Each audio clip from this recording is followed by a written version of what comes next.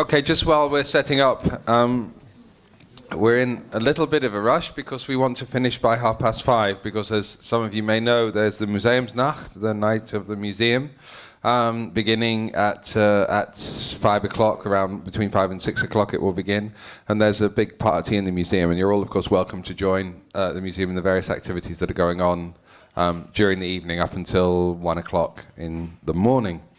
There are some activities in here which start at 6, so therefore we really need to be out of here by 5:30. We have a slight change to the program, actually the same change we made last weekend, where the artist's presentation will come between the two main speakers. Yael Bartana will therefore precede Homi Bhabha, and Homi Bhabha's talk will begin around just after 3 o'clock. Possibly 3:30, and then we will go through until 5:30, and I'm sure there'll be room for questions as well to him. It's a great pleasure to welcome Yael Bartana to the Vanabbe Museum. She's not a stranger here. She had a show at the beginning of 2006 together with Wilhelm Sassler and Dan Pejovsky, and her work is also represented in our collection. We have 2 pieces, including one I should say that she's going to show now, Summer Camp, which was recently shown in Documenta. Yael is an artist based in Israel and the Netherlands. She has been at college in the United States, in Israel, and was also a resident of the Rijksakademie in the Netherlands, which is how she came here and why she still is connected to the country. She's been in numerous important exhibitions which I won't list, but she's consistently worked with the subject of Israel, not exclusively, there have been other films, but consistently mainly concentrating on her own relationship, in a sense her own discovery of the history and the politics of the place through evocative single and double screen video installations. And we'll see some of those, but also hopefully talk about the roots of the production of those works. She will be talking together with Galit Eilat, who you met in the morning session, who will be a conversation partner for her, and will talk through some of the implications of her work together with the artists. So Yael and Galit, thank you very much. Thank you, Charles. Thank you, Annie. And thank you all for coming here. In this talk, I would like to focus on my latest new projects. One is Summer Camp, and the new one, which was produced last July in Warsaw, titled Mare Kushmare, which means nightmares or bad dreams in Polish. And it's a premiere here for all of you, and it actually was never shown anywhere, so I'm very happy to be able to show it right here. But I will start first with Summer Camp. Summer Camp was originated or followed by the project Liminal Spaces, the first Liminal Spaces in March 2006, where I first met Jeff Halper from the Israeli Committee Against House Demolition. I was very fascinated by their activities and their way of dealing with the occupation. Jeff Halper initiated or started the committee in the 90s with the aim of dealing with facts on the ground. One of the things was, since there are a lot of demolished houses, since 1967 there are about 18,000 demolished houses that were demolished by the State of Israel, their way to deal with occupation and to show it visually and show a fact on the ground was to start a summer camp. They name it Constructing Peace. I contacted Jeff Halper and asked him to document one of his summer camps, which was in 2006, the 4th summer camp. And he agreed that I will that I will follow them, and I followed them about during 10 days. the whole summer camp was 2 weeks, in which they constructed a new house for a family in East Jerusalem in Anata. so my interest in this group was because they are a resistant group, and the way to resist occupation was in a very positive action was for me very fascinating. Using resistance, using construction as a form to resist. And their ideology to construction also led me to the ideology of the Zionist, Zionist movement, which their idea to we came to this land to build and to be built was I found it a very interesting relationship, and since a while I'm interested in a propaganda film from the 30s and 40s, and so I have quite a nice archive of those films, and one of them which was for me extremely interesting in relationship to my project was with the film Avoda by Helmut Lersky. Helmut Lersky is one of the most important modern photographer back then in Palestine. He was working for the National Jewish Fund between the 30s and the 40s. And Helmut Lersky was also one of the cameramen for Metropolis. So he was his ideas about he was a Zionist, and he came to the country to make several films, and one of them is Avoda, and Avoda actually have some excerpt of his films, so you can see the relationship that I was trying to make between my work, summer camp, and the propaganda film. One thing to know that in my work summer camp I borrowed the music written by Paul Dessau, a German Jew, who wrote the music for the film Avoda. And I borrowed this music and used with some themes of that music in order to create my film. I work with a very talented musician from Israel, which I worked for a long time, Daniel Meir. And I would first like to show some excerpt from the film Avoda. By the way, Avoda, it's labor. Yeah, very important.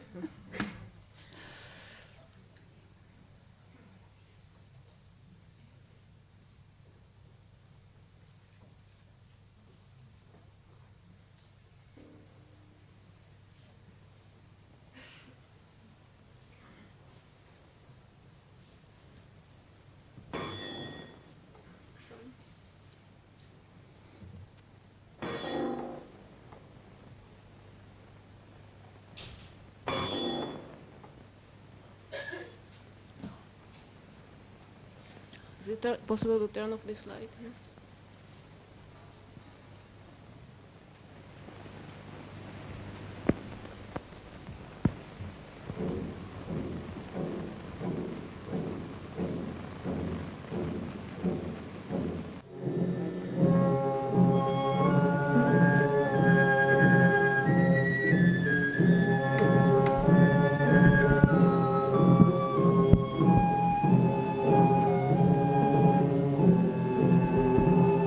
Can you turn the light off, please?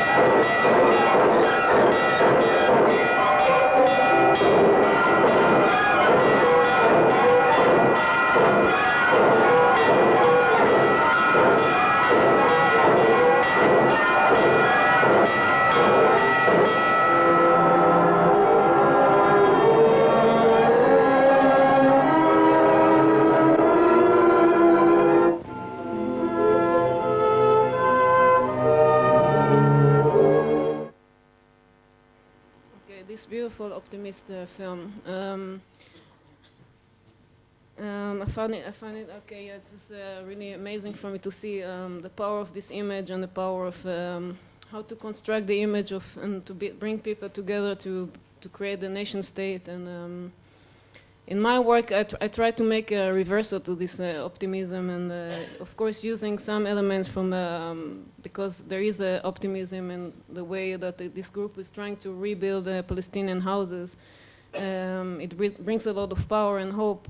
But of course, there is the reality on the side, and so there, I don't know, it goes back and forth with my feeling and the reality, of course.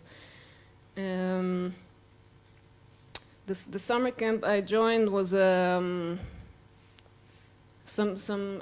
story about that they started to build to rebuild the house, and on the second day the army came together with the Jerusalem municipality. And they stopped the action.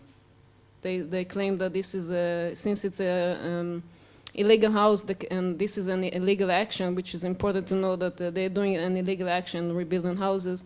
They cannot continue. But the group did not give up, and they moved to another house because there are enough houses that are demolished, and they moved to another house which is in less problematic area. I mean, less army goes by, and so they could actually fulfill their wish to rebuild the house. And the Committee Against Child Domination always work with the community. They don't just decide that we want to build such and such house. They work together with the community, and together decide which house they will rebuild.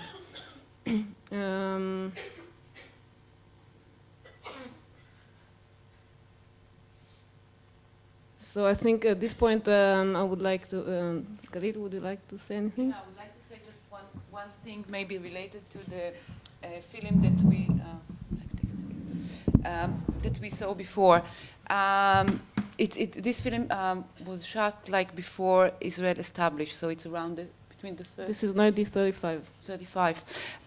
One of the main policy, the socialization policy, when Israel established, was to create one identity. One identity, so people that came from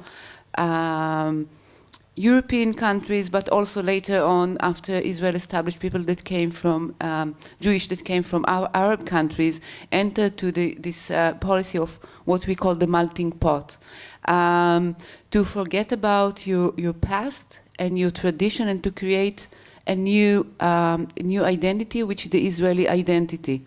And I think this film served very well, you know, especially if in comparison to the Zionist movement started in Europe, and the image, especially during and after the Holocaust, was the weak Jewish, the one that go with the, you know, with the dreadlocks and the suit and everything.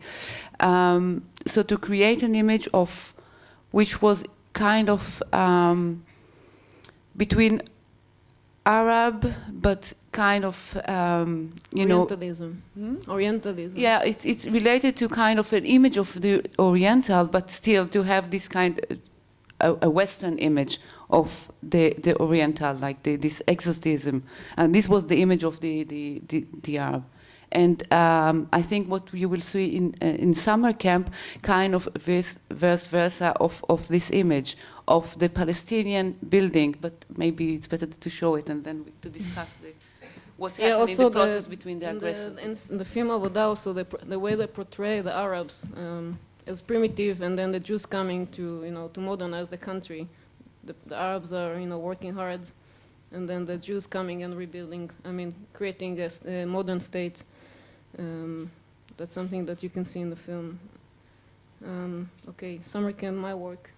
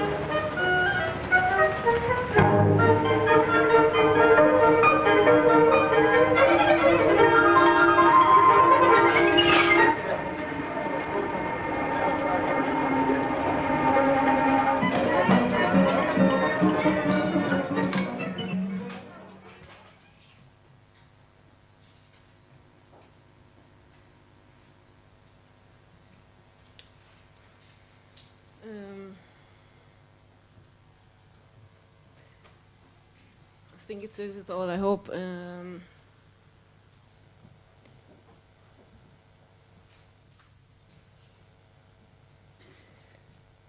Yeah, the idea basically was to follow their construction of the very, very basic construction of silent film, and to follow that and to create my work.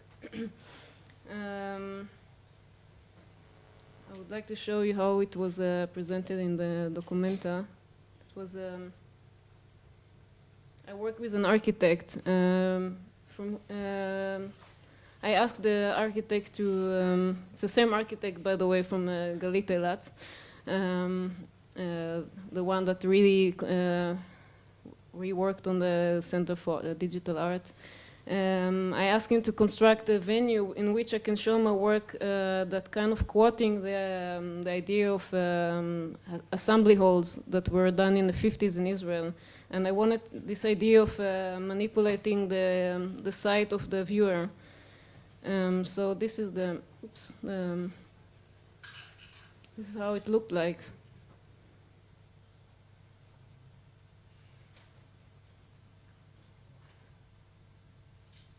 So the idea is to show, so from the outside it looks like very fragile structure, and from the inside it becomes more kind of representative.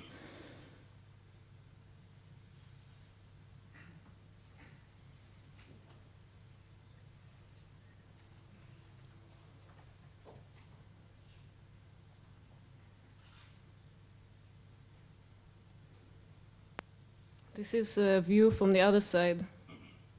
So you can see the kind of garmushka that he was trying to create.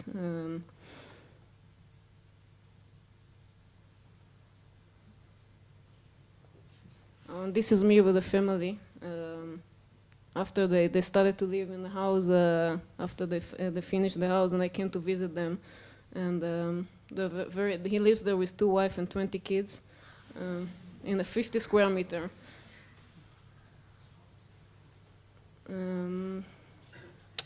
Galit, would you like to? I would like to say. Because I lost my kind of. Two things. I think it was very interesting for me when I watched this film in the beginning and also during the process, how the dream of the occupier became the dream of the Palestinians. It's one thing how it's to build and rebuild, which is something that characterizes the Israeli society, become also part of the practice of the Palestinians. But it's not just this. The one that initiates this activity, Jeff Alper, he is, of course, Israeli, the privileged one. If it was kind of an NGO or a Palestinian initiative, I think they will never succeed to rebuild the houses. This is one thing I think it's important to know. Jeff Alper, by the way, is an anthropologist himself, and he came from the United States in the 60s to Israel. He was already in the state an activist, so he kind of followed this way. I think at this point maybe I can. I have 10 minutes left. But maybe also another thing, the rebuilding, as Yael took it, it's normally when we talk about resistance is something that connects immediately to something that you destroy, to negativity. And by what they made with this, the whole project is resistant to building, which is something which is I say the Israeli society anyway, acknowledges something which is positive. To build, it's positive, and you use the resistance on completely different term. So resistance is not something that's just against; it's also something for. And yeah. Oh, one more thing about the one more thing about this committee. If you wish to come to Israel to actually help to rebuild houses, you can go to the website, because every year they kind of announce the summer camp, the construction. Peace constructing summer camp, and you can to join that you have to be selected, and they select about 30 people from all around the world, from Europe, United States, from Australia, from different countries, and each participant pays $1,000 in order to participate in this summer camp. And with this money, they're actually able to buy material. So I can, if anyone wants to join, please contact me later. So I think at this point I would go to my new work. I lost the image of the Polish. So it's this new work. I was visiting Poland 2 years ago. I was invited by the Foxel Gallery to come and make a new project. And being there, of course, provoked many thoughts and many feelings. And but I decided that I want to deal with history in a different way, and I would like to suggest a kind of way for the Poles to get rid of the guilt feelings, and also to some kind of suggest an opportunity for the Jews who are sick of the Israeli situation to make an action and to basically move to Poland. And yeah, the piece, I don't want to talk about it too much. I can explain later my motivation, but it's basically, I was introduced to a politician, a very young politician, 27 years old, named Slavek Szyrakowski, and I told him about, after telling many other Polish people, my idea that we should make propaganda films to bring Jews back to Poland. And a lot of them looked at me like I'm crazy, but he was really fascinated, and he really felt like this is a very good solution also for the Polish state, since they are very right wing, and they really have to deal finally with minorities and to make changes in the country. So he thought this is a great idea. And then I came back home, and then after a while I thought he should really be my character for the film, and he should be the one that give a speech to the Jews and the Poles to come back to Poland. So this is the plot of my film, and I will show you.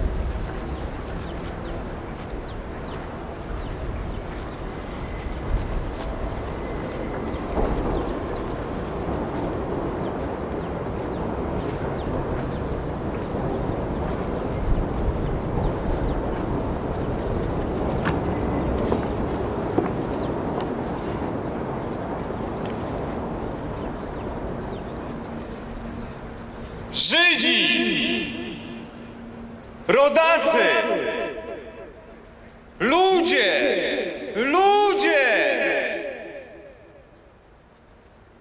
myślicie, że ta stara kobieta, która wciąż śpi pod pierzyną Rywki, nie chce was widzieć?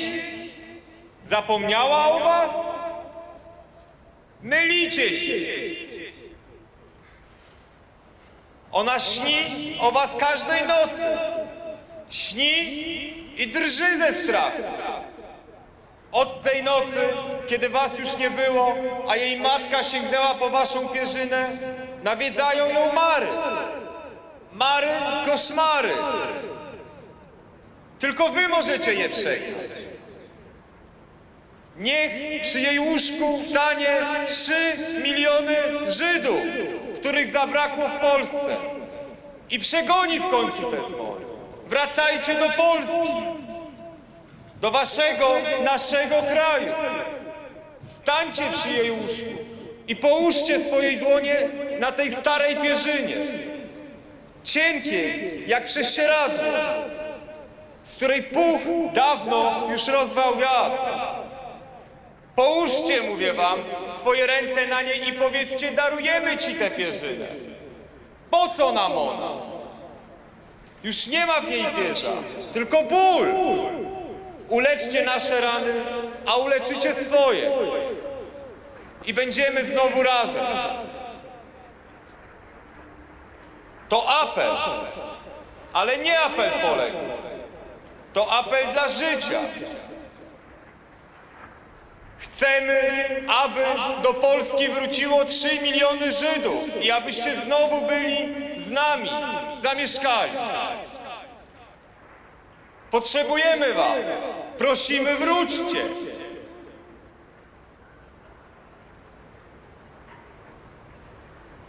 Kiedy was zabrakło, cieszyliśmy się skrycie. Powtarzaliśmy, nareszcie jesteśmy sami we własnym domu. Polski Polak w Polsce, któremu nareszcie nikt nie przeszkadza. A ponieważ ciągle nie byliśmy szczęśliwi, czasem udawało nam się znaleźć jeszcze jakiegoś Żyda i wyprosić go z naszego kraju.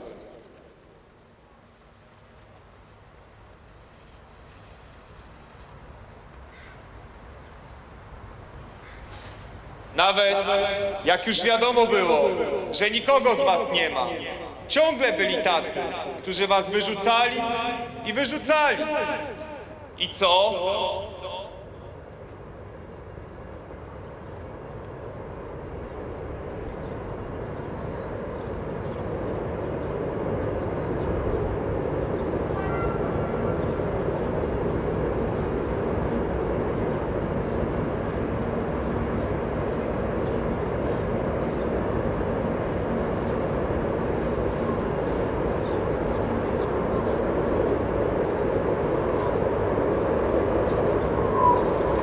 Dziś ze znudzeniem patrzymy na nasze podobne do siebie twarze. Na ulicach wielkich miast wypatrujemy obcych i wsłuchujemy się w ich mowę. Tak, dziś już wiemy, że nie możemy żyć sami. Potrzebujemy innego, a nie ma innego bliższego nam niż wy. Przybywajcie, ci sami, lecz odmienieni. Zamieszkajmy razem. I bądźmy inni, ale niech jeden na drugiego ręki nie podnosi i niech głosu nie podnosi. My wreszcie będziemy sobą, a wy sobą. My staniemy się wami, a wy nami. Będziemy tutejsi i otwarci na świat. Razem stworzymy dzieła rąk i myśli, których świat nie widział. I zadziwi się Europa. I wszyscy uczyć się będą od nas, jak być sobą i każdy. Weźcie ze sobą to, co macie i to, czego wam brak. Nam brakuje was. Nauczmy się od nowa swoich pieśni i stwórzmy nowe. Nauczmy się naszych modlitw i nauczmy się życia bez modlitw. Wróćcie, a wy i my przestaniemy być wreszcie narodami wybranymi. Wybranymi do cierpienia i wybranymi do przyjmowania ran i wybranymi do zadawania ran. Wróćcie, a staniemy się wreszcie Europejczykami. Z jednym językiem nie umiemy mówić, z jedną religią nie umiemy słuchać, z jednym kolorem nie potrafimy widzieć, z jedną kulturą nie potrafimy czuć. Bez was nie potrafimy nawet pamiętać. Bez was zamknięci jesteśmy w przeszłości. Z wami otworzy się przed nami przyszłość. Nie ma przyszłości dla narodów wybranych. Nie ma przyszłości dla narodów w ogóle. Gdy zajrzymy sobie w oczy, spadnie ten pancerz i razem zrealizujemy to, co filozofom się nawet nie śniło. Żydzi, rodacy, ludzie, ludzie! Jeśli nie teraz, to kiedy? Jeśli nie my, no to kto? Kto wyciągnie Polskę z błota, żeby nie poszła na dno? Nie czekajmy, aż globalny rynek uczyni nas podobnymi do siebie. Nie czekajmy, aż nowy wybuch nacjonalizmu, tych nowotworów nacielsków wolnego rynku znów ustawi nas naprzeciw siebie. Albo innym. Zamiast tacy sami, stańmy się tożsami. Nie będziemy już nigdy wyzyskiwać się, poniżać i okradać z owoców naszej pracy. Obok cmentarzy postawimy szkoły i przychodnie. Będziemy sadzić drzewa i budować drogi. Jak chcecie, to polecimy razem na Księżyc. Wracajcie już dzisiaj, a odmieni się oblicze Polski. Odmieni się oblicze Europy. Odmieni się oblicze świata. I wy staniecie się inni. Wracajcie nie jako cienie przeszłości, ale nadzieja na przyszłość. Witamy!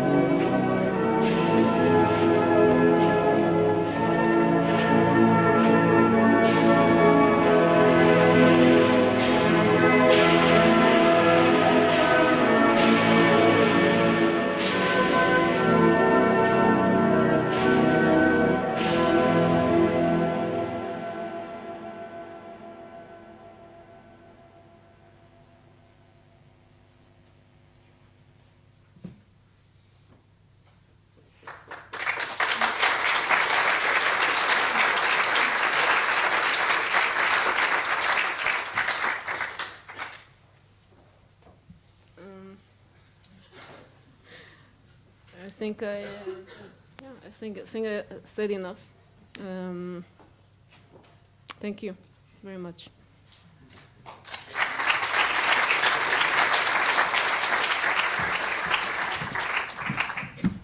We have about 10 minutes for questions, which I would be happy to receive. Yes, can you wait for the microphone? Sorry to come to you. I don't know where it is. Is there anybody with a microphone? Is the system broken down now? I can just project if you want. I'm not sure you can project, but if you speak and if you can't understand, I'll relay it. Where's the microphone? Thanks so much. I saw summer camp the document, so it's really great to see it again, as well as the new work. And the way that I kind of read these in relation to your work is that there's been this move towards works which have a more political message, and a more clear political message. And so I was wondering if that's a move that you see in your own work, and if so, thank you. Okay, can you hear me better now? Okay. So when I saw these two works which you presented today, how I see them in comparison to your older works is that I see these as having a more clear political message, whereas with some of the older pieces it was more of an issue of looking at the images that were presented to you and trying to figure out how to make sense of those in relation to these political issues. And so I was wondering if that's a move that you see in your own work, and if so, what you think are the benefits and risks that you take in moving to these kind of more clear political statements. in a way, I agree with you. My previous works were, let's say, I was more like the kind of, as I used to call it, an amateur anthropologist. So I took the position of an observer.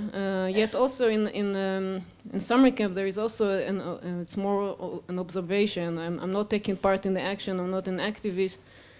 Taking part, I'm also observing, but the structure is different. The structure is, I think the change is more that it becomes more cinematic. More the previous work did not follow a cinematic structure. It was more like a free way of editing and kind of trying. There was, of course, there was a message from my point. I don't think that I was, I take responsibility that it was a political work, but let's say, maybe it was more softer in a way. So that's a change. And talking about risk, I'm quite happy that I'm in this point in my let's say in my career or the way I deal with videos and or films. So I think it's a good. I don't know what will be next, but at this point I'm quite happy. Okay, thank you. And time for a couple more questions. There's two here.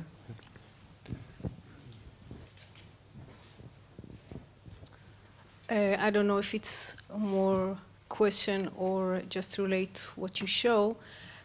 What you were saying after the first piece actually summed, I think, your attitude to the subject. You said this man is living with his 2 wives and 20 children in this house. And I find it, in a way, serving the stereotype which we have about the Palestinians, the Israelis, and so on. And what I see in your piece, Summer Camp, is just 3 same stereotypes, not more than that. The Israelis, of course, with guns, doesn't matter if they protect themselves or they do something else with it, but this is the stereotype which we see every time on the television. The worst is the Palestinian. Of course, what they can do is riding a donkey, and sometimes they walk next to the donkey, but that's what they can do, poor Palestinians. And the third stereotype is we, as an audience, we are wonderful people because we see these pieces, and we would like to help what we don't help. And I think if we compare it to the talk that was before, the place of contemporary art, and not being only active just to relate to life through art. What you do in your piece, actually, you just serve the opposite. This is the way I see it. You say I am more aware to the political situation, but actually you just serve the very, very narrow stereotype about each society.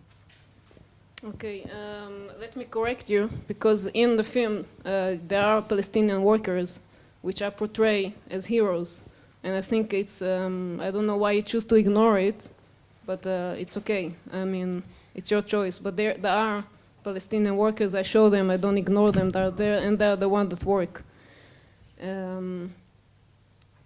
And then about the stereotype, and of course I took it because it was part of my analysis of those films, that this is a stereotype, but I put it in a way that in a film that actually showed the difference. This is my perspective on my work.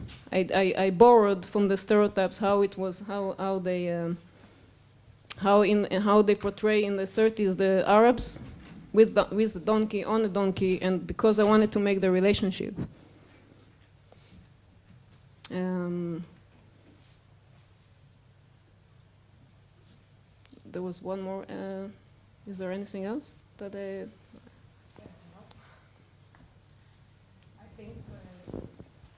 I think you were saying that you could see the Palestinian portraits, but again... Speak into the microphone, please. Sorry. Again, you relate to the stereotype. Who are the people who are standing there and you know for sure who are the Palestinian? 2 people with dresses, kind of dresses, and the people on the donkey. No, the people that's who not true. built, the people who built... I can show you, I'm sorry to interrupt you, but that's not true. Because there are builders you can see portray in the film that are Palestinians, and maybe you cannot recognize them, and that's a nice thing that you cannot recognize them as Palestinians, but they are. As Israeli, I can recognize them, So, but I don't know if the audience can say. I'm sorry that you cannot. I'm sorry to be aggressive, but this makes me a bit angry because they are Palestinians.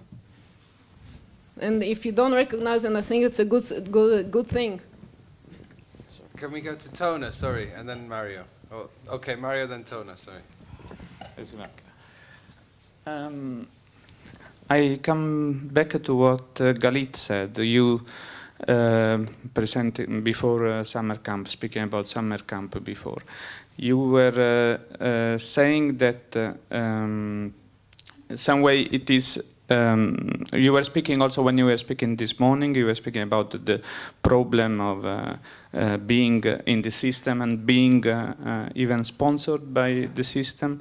And I find that is not the same dream building and rebuilding. There is not a point of contact. You were speaking that there is some way the same moment, the building of the pioneers, of the Zionists, and the rebuilding of the Palestinian. Because what it is, for me, is the danger, independently from the beauty of the film as such, which adds to it, not to make him think that that house, before being rebuilt, has been destroyed.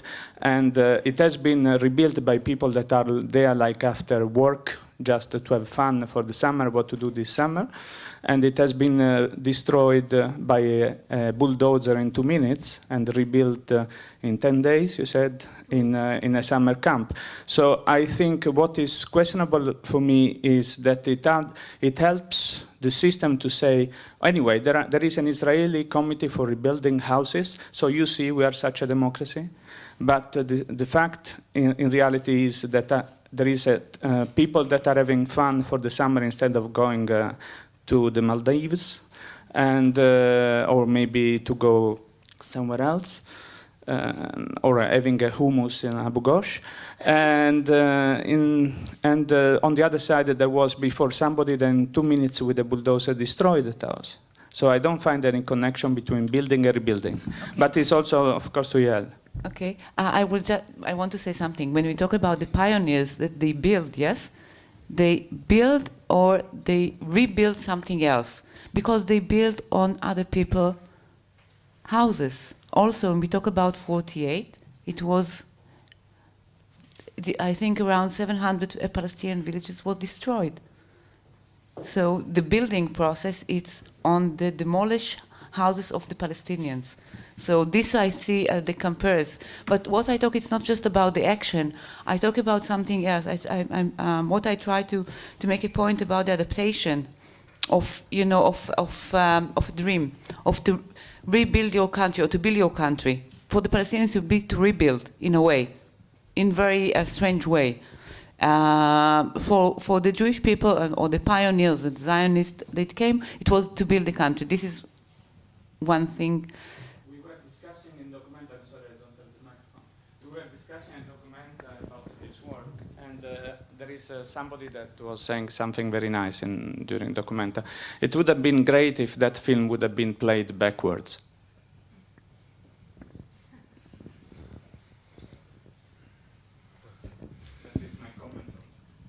Tona and Shep and Shaheen, and then I think we have to call it quits because we have to have enough time for the next speaker. Well, I want to thank you for a great presentation. It was a real privilege to see your recent film. Did I understand correctly from the subtitles that the Polish politician wrote the speech? No, the guy that gave the speech, he wrote this speech according to my direction. Yeah, that was my question. Yeah. How closely did you collaborate on the text? How did the text come about? I told him my idea.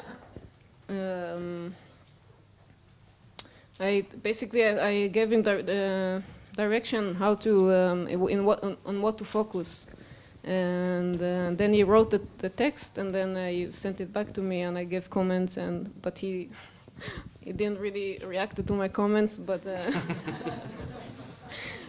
But some of them he agreed, and we had discussions, and then And then finally he performed it to the camera.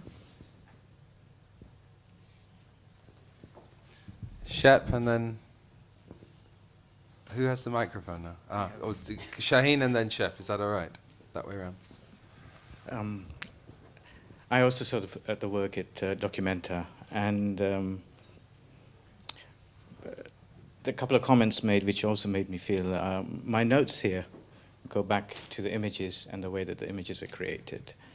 And you also introduced the whole thing about, in a funny way, how the Jews came to modernize the Arabs, was the line you used. I did feel rather sad by the opening shots, which sort of made the Arab subjectivity into something reduced and not autonomous.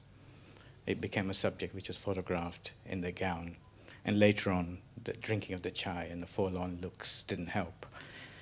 There was a kind of leftist idealism with the long-haired shots of the workers. Olives and donkeys by rubble didn't help either. The nasty state and the good individual. This kind of binary reduction. I can't believe that you can reduce that to saying this just because of a cinematic approach. I think this is a kind of an illusion of understanding. You can't also say that you can recognize Arab Jews by their color, because, or Palestinians by their color, because they're also Arab Jews. There are many things within this which are overstated, and they become stereotypical because it doesn't have that turn which it requires. On top of that, the music designs the whole political into a nationalistic sort of cartoon of a statement, the way that the film was cut against the music. And I know what you're trying to do, and I've seen a lot of your work in the past, and I agree with a lot of things you said. But really, there was something very flawed in this, which made me very sad. And I'm just wondering why this is happening at this point, when it's so important that artists like yourself talk openly about the situation of atrocity, of massacre. And it's a kind of reduction which sort of disallows that.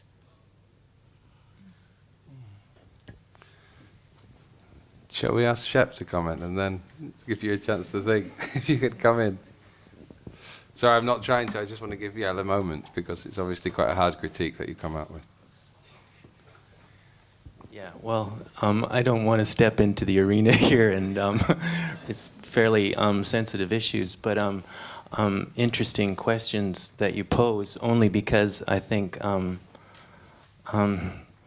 any meaning you pull out of the work is very slippery. In even the montage, the two workers you talked about drinking chai. I think at that moment, I myself received the images in various stereotypical fashion, but the montage of images, the next one, completely unsettled any kind of stable identity I was willing to find in the previous two. So, I mean, I think the montage of images makes those kinds of very astute comments very difficult to make final in the end. And I also think the use of music, as you put it, ironizes a lot of things. And in fact, some of the music in its kind of triumphal, kind of communistic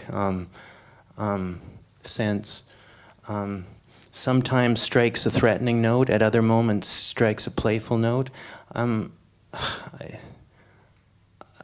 agree at some points, but I also think the kinds of harsher statements that you make have to be very, will deserve maybe more thoughtful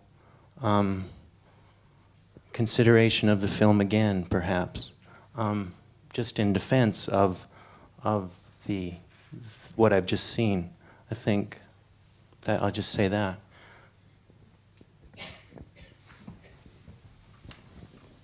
Thanks. Time for one more, and then we really have to cut it. No? No? Yes, one more there, thanks. Sorry, she was first.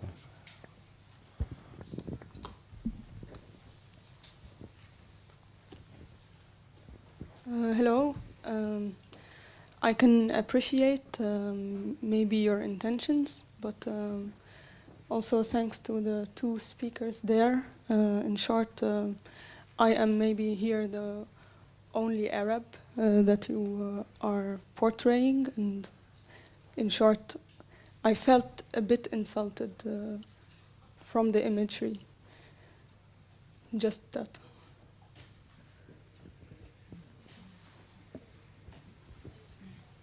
Yael, do you want to have a response, and then we'll close it? No, I think it's good to have such a good reaction. I think I'm quite happy to hear criticism. I think it's very important to. I guess we have different way of analyzing my work. I don't see it as a. I see the stereotype, the way I try to stereotype things. To my ideas actually it was to, in a way, not to reduce or not to insult, or it's actually to show the kind of. And by the way, I think that it's a kind of self-criticism also over the left activities, which I found always. This kind of summer camp, this kind of way that what somebody mentioned before, coming for 2 weeks and coming and for 2 weeks and rebuilding together and then going back home to live in a very comfort situation. So I feel very. I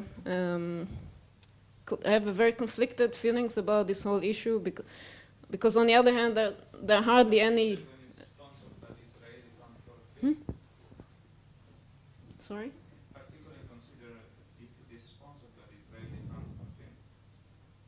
Yeah, but that's as Galit discussed before. Right? I mean, all left activist filmmakers are sponsored by the state, serving the. It's like the whole discussion around that. So I had. It was for me to show that the work was trying to kind of touch different aspects, also in a way self-criticism over activism and over the. I mean, that was my intention in the film. But I'm sorry if somebody was insulted. I don't mean to. Of course, there's no mean. I'm not trying to be mean or to kind of give hard feeling to anybody. But this is my understanding of how to kind of make a reversal with the film from the 30s. So this is my way.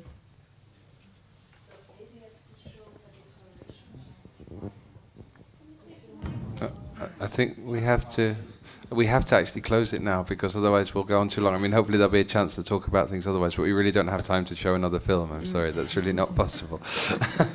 Yael's films were shown in the Vanabbe Museum in January of last year, so there was an opportunity to see a whole exhibition of that, for those of you that live in the Netherlands. And there will be opportunities to see the work again here because it's in the collection, so there'll be an ongoing discourse with the work, I think. I mean, I think those reactions are very interesting and important also to understand the what's at stake in making films like this. Often it seems that, let me just talk about the Netherlands for a moment. Often it seems that there's nothing at stake in making art here. Often it seems that actually there's no dangers that you can transgress. I think there is a huge amount of that is at stake, but the question of how we define that and how we perceive that and how we become conscious of what's at stake in art is maybe something that we can only understand through the lens of certain other practices.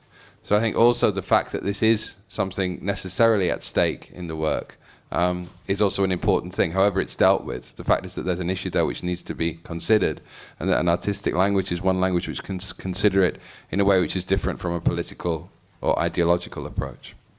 Anyway, to Yael and to Galit, thanks very, very much for the talk.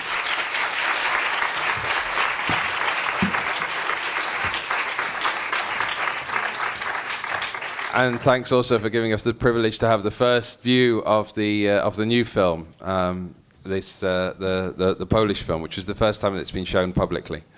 I'm now happily going to hand over the microphone to Annie Fletcher, who will introduce Homi Bhabha for our next section. I think there'll be a couple of minutes to change over, so if you want to run to the toilet or something like that, that might be an idea now. Okay, thanks.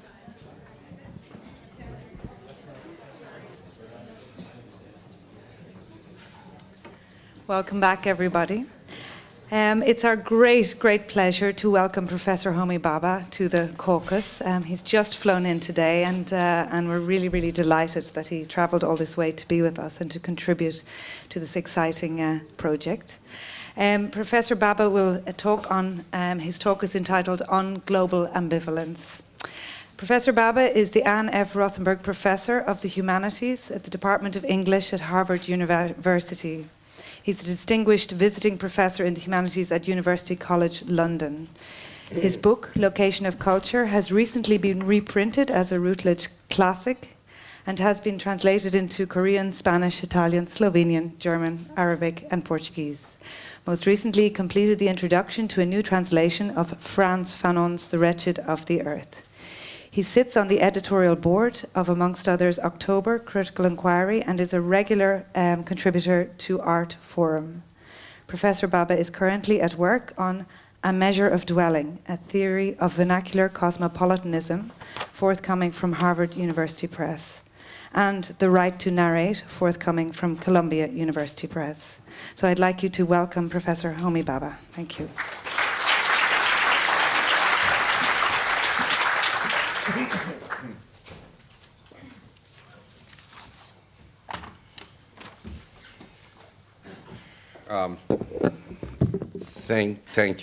Thank you, Annie. It's a great pleasure to be here, although, as you can hear, I'm not in great voice today. I'm going to try and make up for it with gestures. Give you a little performance, even if I can't speak straight. But it's a great pleasure and honor to be here. And I have to say that without Annie Fletcher, enormous kindness and consideration to me and my circumstances, and her slow art of persuasion and generosity, I would not be here anticipating a wonderful afternoon with you. Whether you think it's a wonderful afternoon or not, that remains to be seen, but I'm delighted to be here. Thank you so much. It's always difficult to speak from somehow from in the midst of a work that you're completing. There are various competing urges. You want to give people snapshots of your thought, of your thinking. You want to give them a narrative thread. But I thought I might just say a few words to frame what I'm going to talk about. I suppose the first thing I want to say is that there are several ways of thinking about global representation, and this is a thought that keeps coming to me. Is there a dominant mode of global representation or not? Maybe there isn't. Maybe there are only constellated forms and very diverse forms. But the question still presses on me. You know, you move away from certain periods and you then are able to distinguish forms that were dominant to represent that period, that event, that idea. And maybe this is something you can only do in the future looking back. But this is an issue that that preoccupies me, partly because of the institutional aspects, to do both with the public sphere, with the university, with the museum, with the gallery, with the lives of critics and the lives of artists. How do you deal with this world of images and figurations and news and information And how do you make a distinction between the vast masses of information that builds itself like an endless wall of China before us, continually disappearing, and yet you want to say something vital or make a vital connection? So the first issue really is to think about modes or forms of global representation. And like many of you, I suspect, I have been unsatisfied with some of the dominant spatial modes, whether it is the notion of globality and locality, which then, of course, translates into a demand for specificity rather than general theoretical speculation, being caught continually between the two myself, between what Foucault once diagnosed as the predicament of modernity as always somehow being between a theoretical perspective and finitude, you know, this liminal position. And it's from an awareness and an acknowledgement of this liminal position that I have begun to propose in the book that I'm completing a dynamic of ambivalence as maybe a demonstrative form, not the only one, but a significant structuring form of our current intellectual and political preoccupations. As you know, when people read my work, and they very generously do, they always say that it's very difficult. As if I didn't know that myself. Because I'm having a difficult time writing it, you better believe it. But it's not that, you know, I was born with this instinct of, you know, of self-denial and pain. You know, I don't do it because I have this sort of sadomasochistic impulse, you know, or that I continually like damaging my own narcissism. You know, I don't.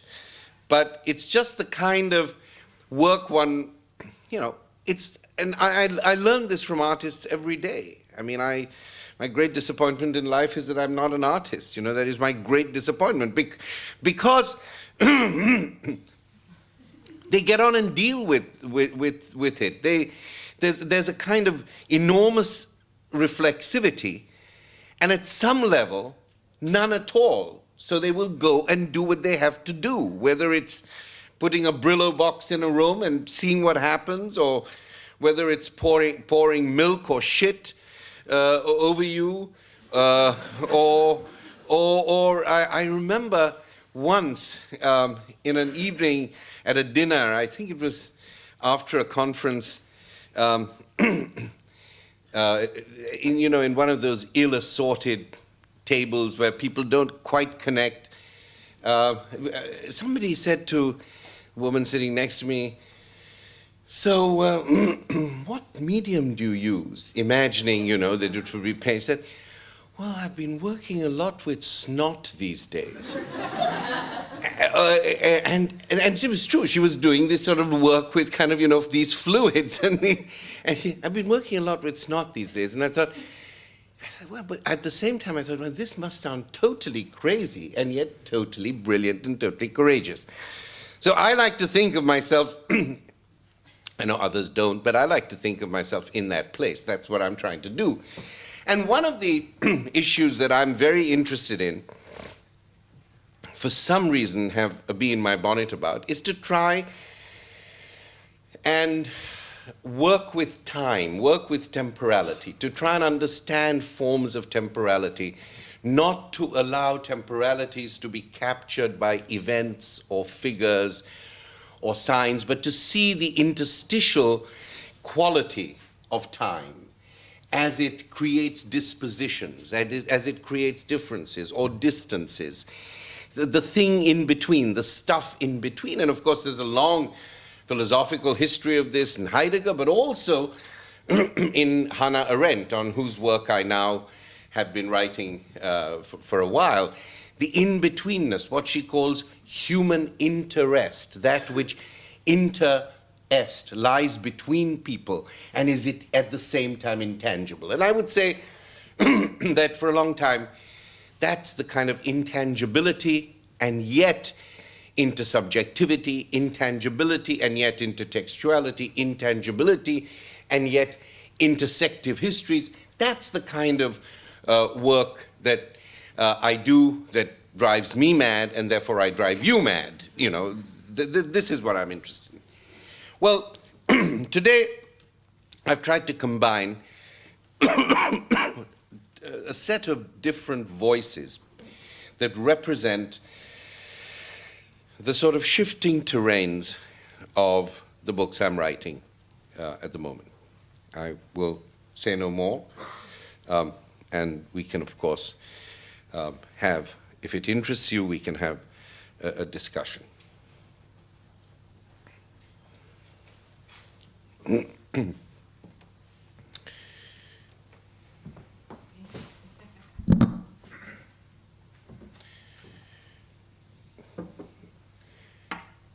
It was an unsettled, wet morning in late May.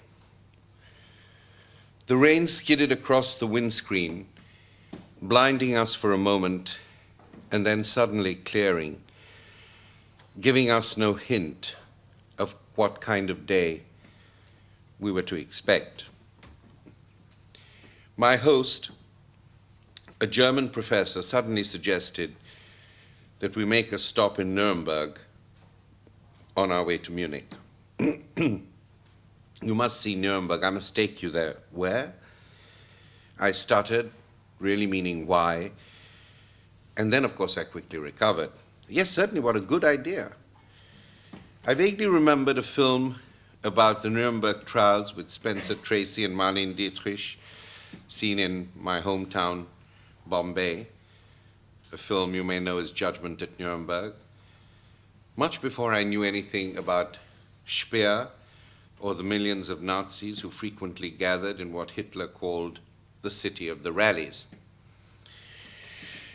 Just these distant recollections, the heinous echolalia of Hitler's high-pitched ravings, and a tired, overused phrase from Hannah Arendt, the banality of evil, trailed along in my mind as we drove off the Autobahn, and after some innocuous suburban maneuvering, arrived at the Zeppelin-Feld, Hitler's massive parade ground.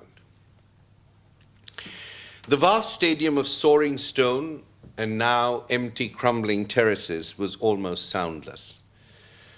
Where hundreds of thousands once stood to rapturous, roaring attention, today in the rain, there were only a few of us, a man scraping the rust off his car, children baiting a dog, a few of us, tourists and visitors, at a loss for words, and what was far worse, without any sense of how to behave, where to look, what truism of history to utter.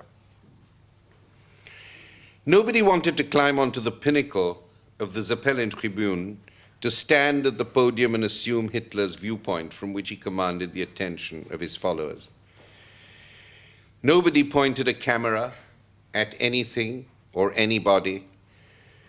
There was no photograph to take home, no family group, no quick shot of the children at play in the Zeppelin-Feld, now overgrown with weeds and grasses, its serried balconies chipped and bruised, its colonnades long since demolished.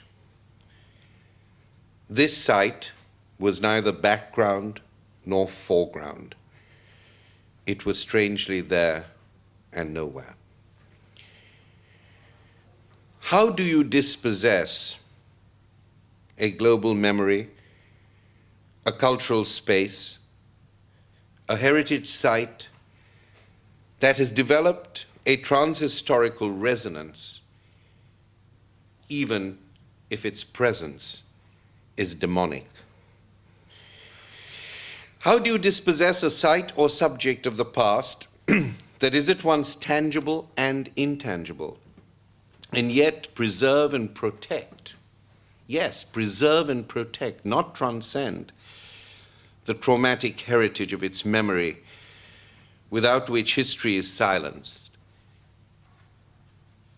and memory made mute.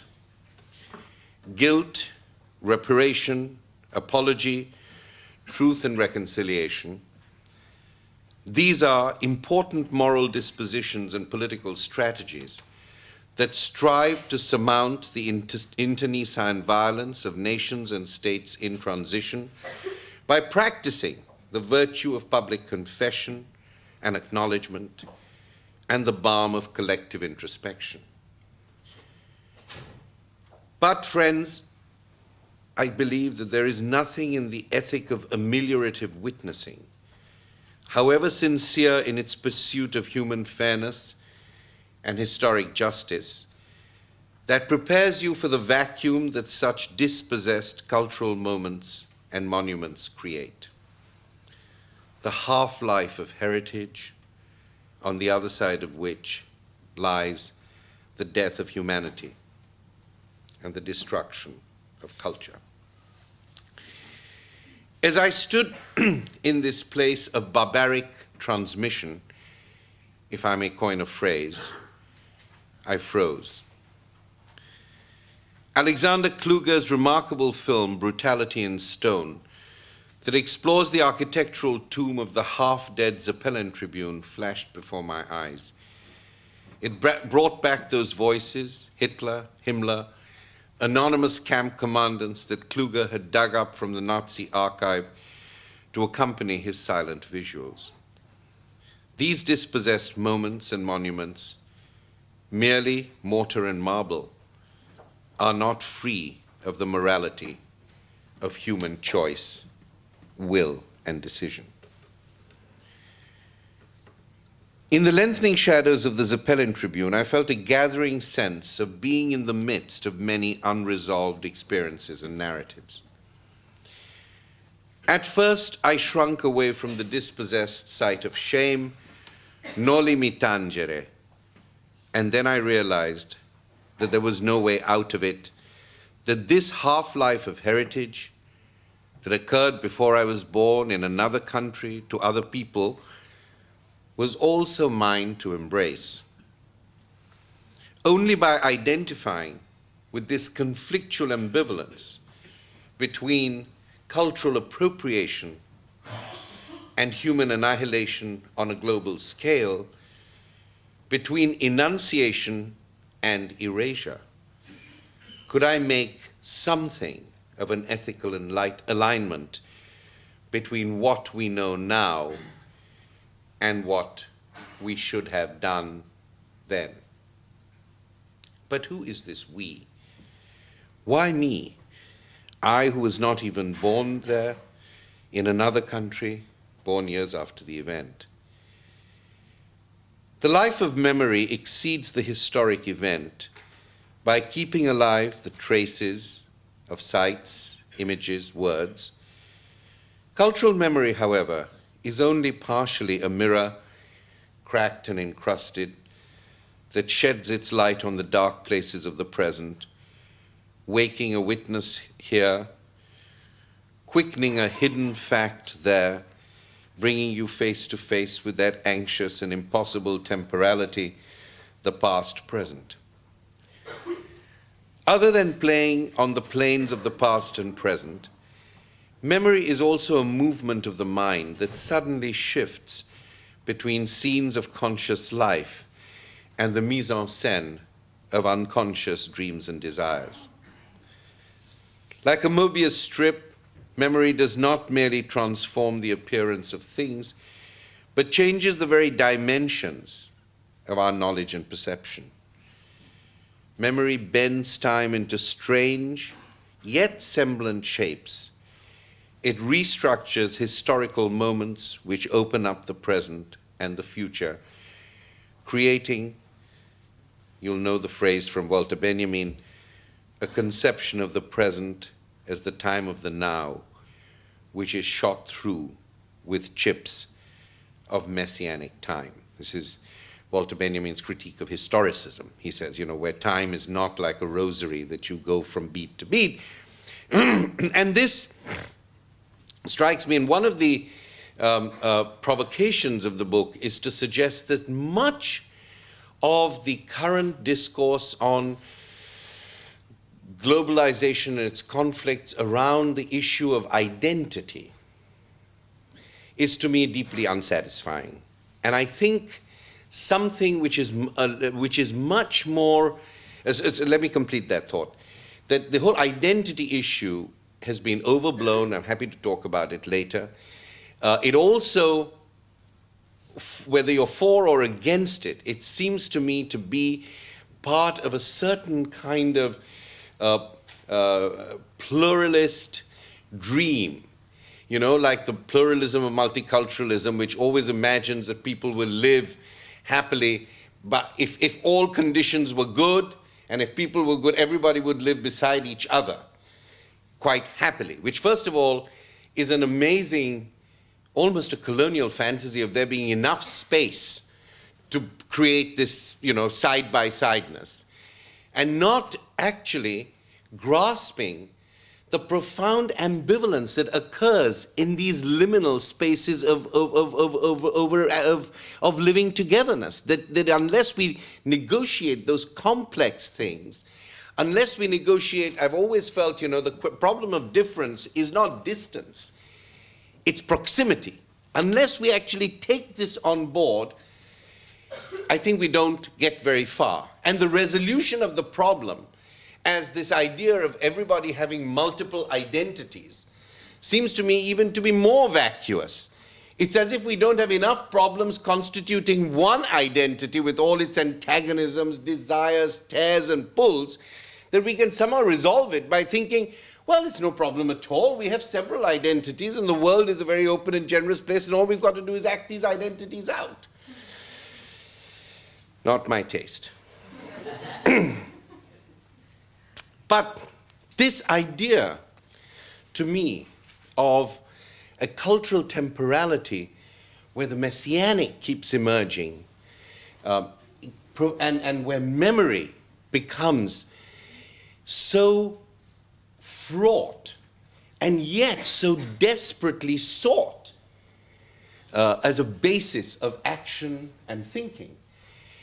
People often ask this question. To me, you know, one of the most fundamental current articulations of what I call global ambivalence is people saying, well, why should this sweet second or third generation Hindu or Muslim or, you know, fill in the gap, who was brought up in a welfare state in the West, had fantastic education, indeed himself became a kindergarten teacher, he loved children, he loved his mother, he took the lady next door milk and bread, and why did he turn into a jihadist or a fundamentalist? This, to me, is exactly the problem we have not to deplore, but the problem we have to somehow inhabit by being able to inhabit those tensions. And to me, this is a very central kind of issue. You know, this is not an issue, this is an issue of what happens after everybody believes the vacuous myth of multiple identities, right? This happens after that. All these multiple identities are there on show. Doesn't solve the deep problems of identification, both in a psychic and a social sense. And it seems to me that an understanding of social memory, particularly rethought in terms of temporalities of disjunction and temporalities of negotiation, the past in the present, the messianic as part of modernity.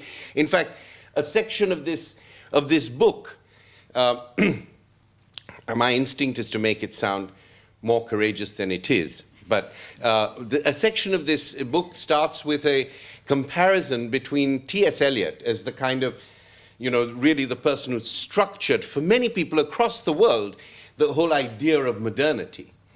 And I did my degree in Bombay, at Elphinstone College, Bombay. In the last 2 years when we specialized in English literature, first set of seminars was on T.S. Eliot. Same is true in Japan or Australia or Africa. Now, T.S. Eliot, it seems to me, really did understand, although he got swept up in it himself, what the importance of the messianic was for what we understand to be, in many ways, a kind of secular civic modernity. And part of this book, one section of it actually compares the rhetoric of Osama bin Laden and his messianism with Eliot's messianic view, and in fact does a reading of Bernd Norton from the Four Quartets. And I just give you one example of this before I move on to a very contemporary moment in my talk. I'm going to butcher it. The prosody will not be the general one, but in the Four Quartets there is a passage where Eliot says, when there is trouble on the borders of Asia or on the Edgware Road in London, people think that this is a problem of the past and the present, a secular historical problem, but this is a problem best left to the saints.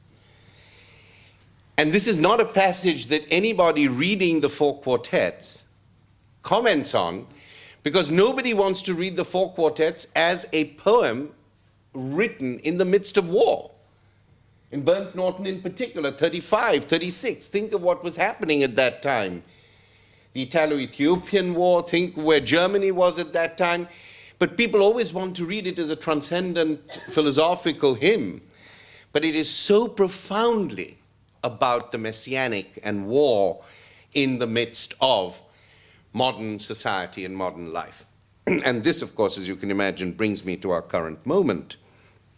Today, our skies are strafed with flares of messianic messages, the messianism being the kind of temporality, this past in the present temporality, and one of its symptoms, and false dawns. The air is thick with the fog of war, the dust of collateral damage, the airbrushed, abused of Abu Ghraib, heaped and mangled in their indignity, tortured victims of techniques of terror that the American military police interrogation manual calls pride and ego down. That's the phrase for this particular kind of treatment. After all, we're at war, endless war, and war is hell. In our digital hall of mirrors, these pictures aren't going to go away. These are Susan Sontag's last words. Where I live in the US, they say this war will never end. And to think about our own historical global moment is shaped partly in this discourse of endless war is a concern of great importance to me, and I think to most of the world. Elsewhere in the killing fields of Iraq, and I quote, "The rules are grab whom you must, do what you want," one US intelligence officer said to Seymour Hersh. "We're not going to lead more people than necessary into our heart of darkness." The Polish-British writer Joseph Conrad has become an exemplary witness of our times, referred to again and again, particularly in the Anglo-American world.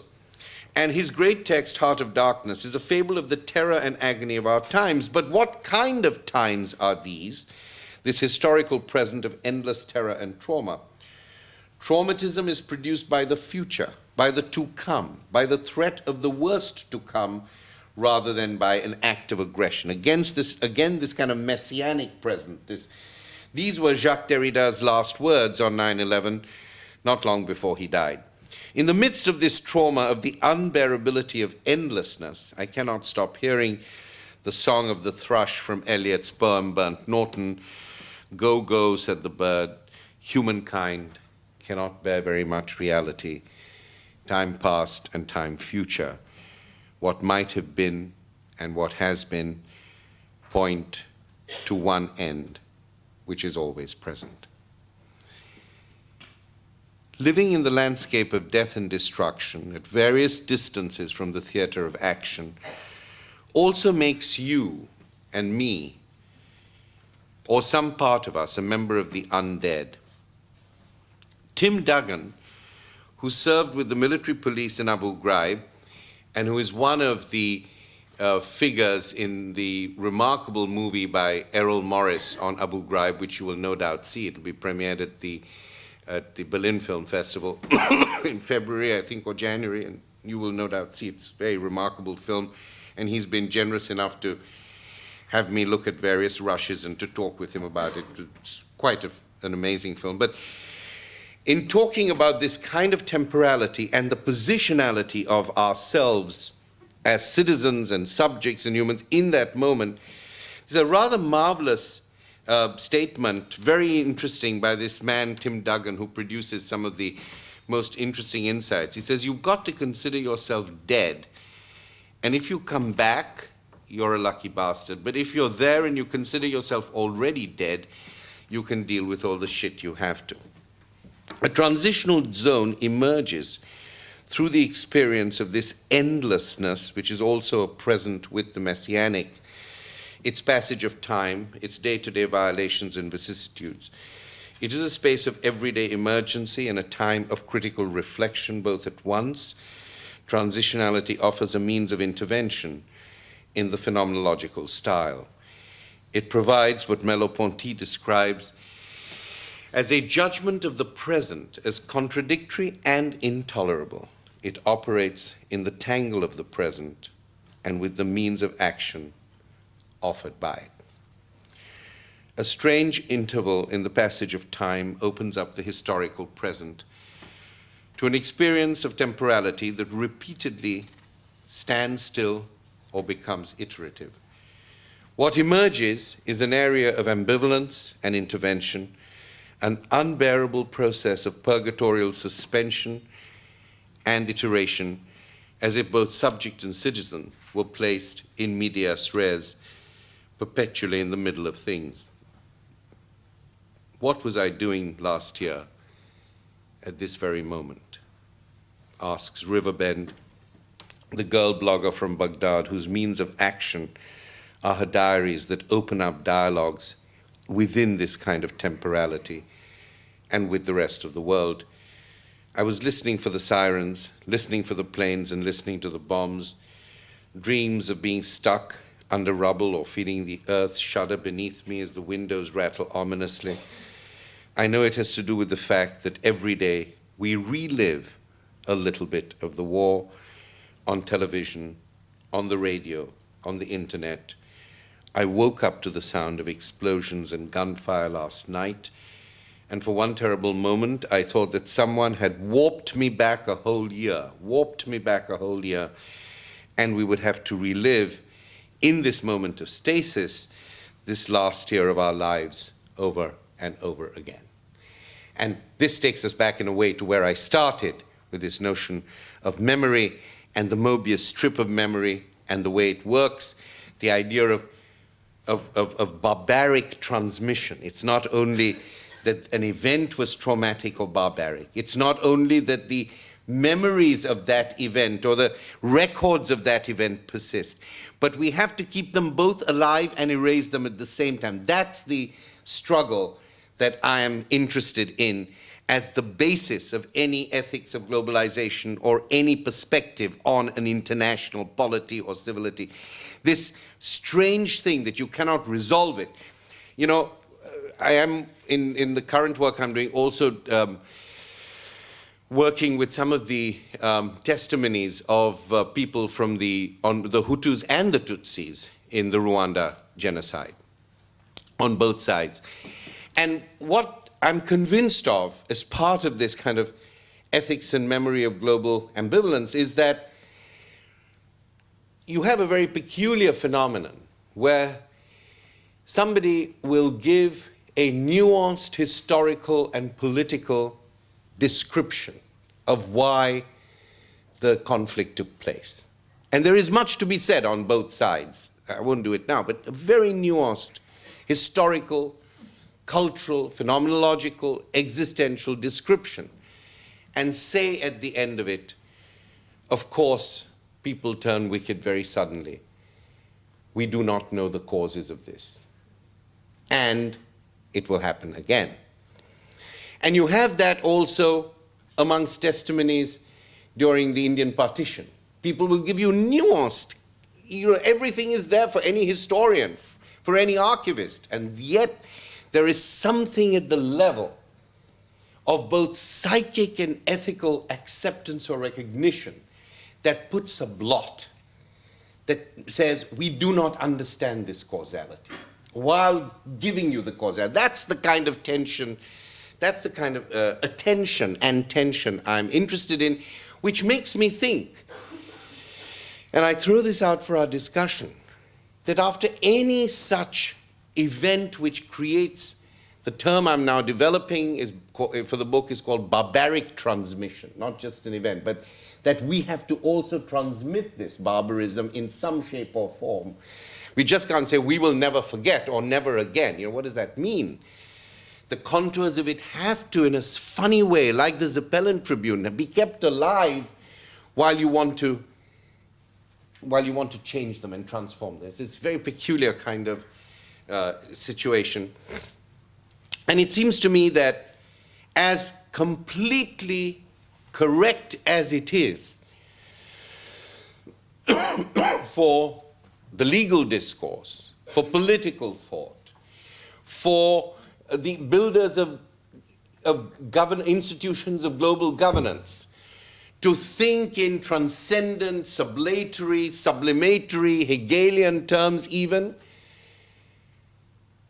at the same time, our ethical commitment must be to the fact, hideous as I say it, that this will happen again. Do you see what I'm suggesting? There's a split here, a deep split, I believe, between our citizenly commitment, on the one hand, to institutions of amelioration, in the belief that, in the strengthening belief that ethically we have to understand that these things are going to happen again, exactly in the way in which Josefina Awarazu, a Tutsi, says, I understand everything, but now in my village this happened, and for the rest of the world it will happen in another village or town or city somewhere. This, I'm sharing with you some of these preoccupations there. I'm working them through, but this is a conclusion that I have come to and which frames the notion of global ambivalence. But now, to happier things. Why begin this lecture on art and the ambivalence of global culture? By the way, I haven't apologized, but this has got nothing to do with becoming Dutch or being Parsi or anything else. And really? Oh, well, that's very sweet of you. I mean, the reason I didn't want to come in the first place, and the slow act of slow and seductive persuasion, was because I said, what am I going to get up and say? I've got nothing to say on this subject. But anyway, if you think it's worth listening to, here it is. Why begin this lecture on art and the ambivalence of global culture by beckoning to the prison house of contemporary history, to the charnel house of contemporary history?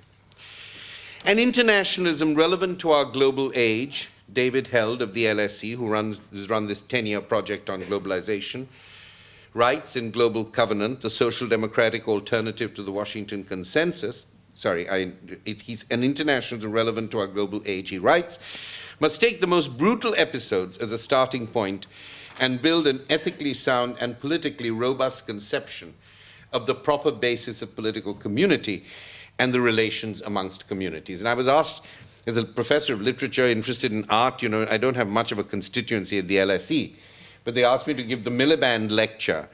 And that's where I began to take some of these more policy-oriented, and David is a dear friend and a very good thinker, take them seriously and talk about issues of politics and affect, issues of memory, things that social scientists always mention, cruelty, tragedy, trauma, but somehow the whole phenomenon of affect does not impact on policy, and we can talk about that afterwards.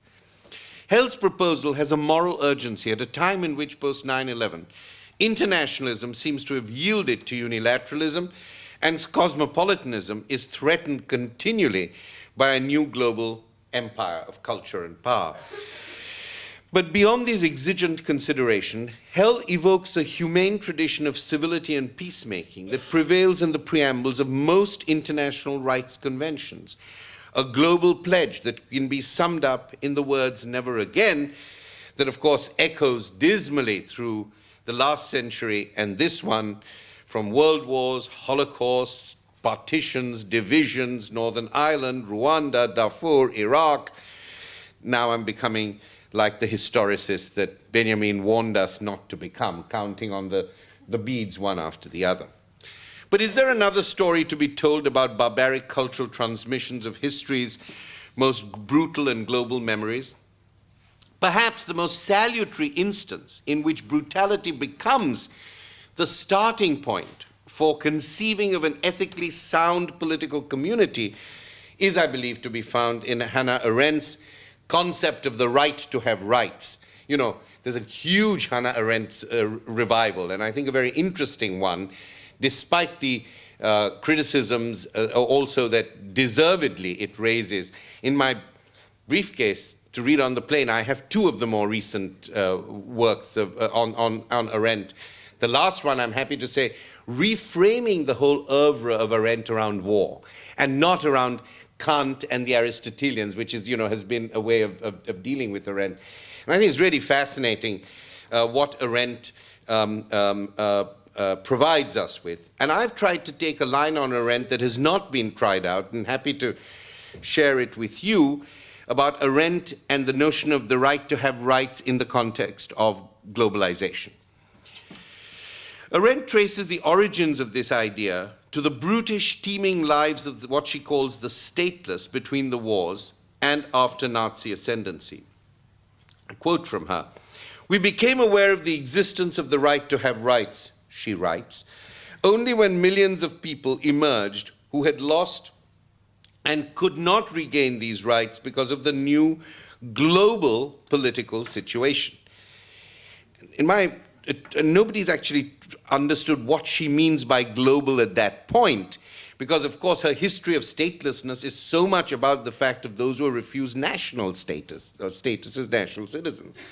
So I set myself the task of, tendentiously of course, trying to understand what, in her views and for my own purpose, the significance of a concept of the right to have rights would be in relation to what she would imagine to be the global condition.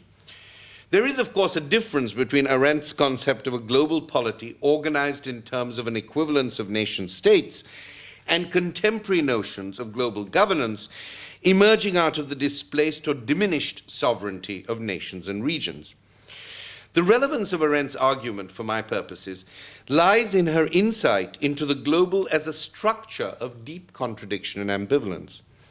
Arendt has been properly acknowledged for insisting on the importance of the political artifice of the public sphere for defining and defending what is human in human rights, rather than attaching the moral authority of rights to what she rightly called the abstract nakedness of human beings.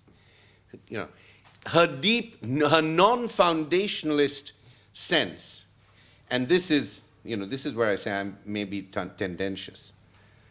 Her non-foundationalist sense, it seems to me, is really interesting at a time when most conventions, accepting, of course, that the universality of the human is problematic, still keep using it and still base themselves on it.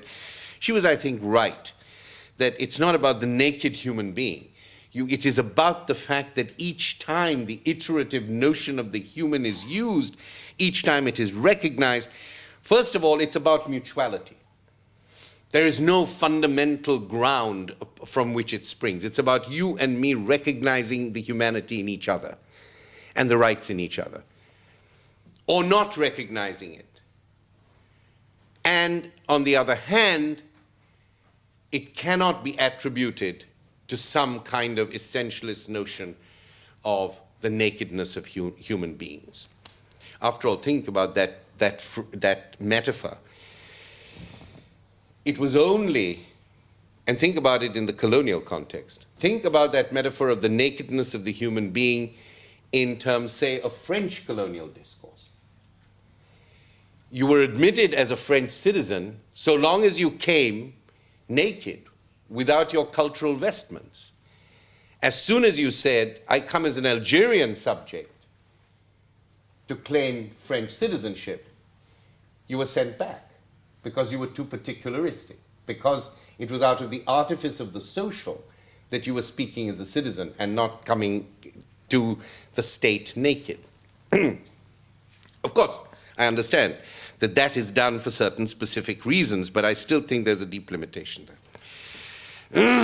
Initiating a discourse of international polity and political rights that begins with the violence of statelessness, and that is true of her book on totalitarianism, it really does that. That's her starting point. The human condition, the starting point of the human condition is very different. The starting point of the human condition is Aristotle, is Kant, is ethics. The starting point of totalitarianism is actually the problem of statelessness as the basis of polity and civility.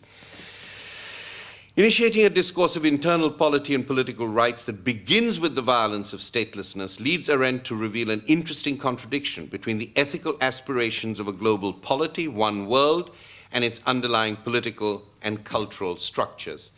Statelessness, she argues, is not a calamity caused by a lack of civilization. It is, on the contrary, the perverse consequence of the political and cultural conditions of modernity itself.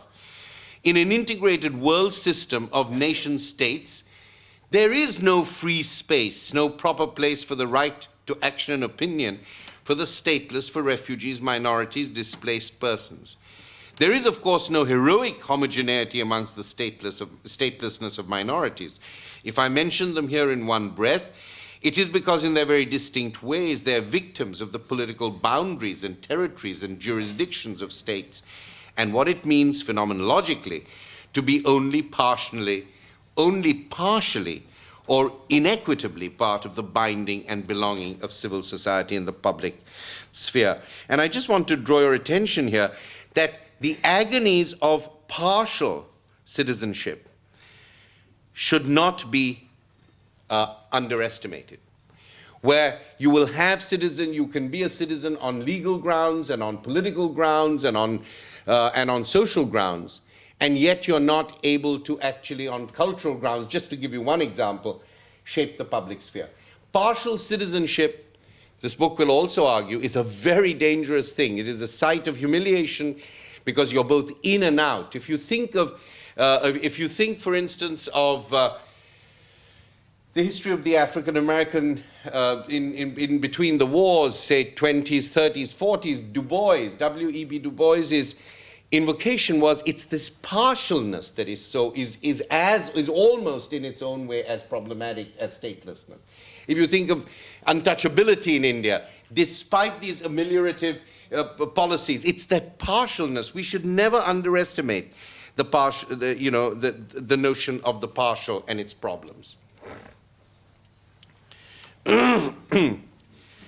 The people and not the individual was the image of man, Arendt brilliantly observes, and those who have been thrown out of one of these organized, closed communities finds himself thrown out of the family of nations altogether.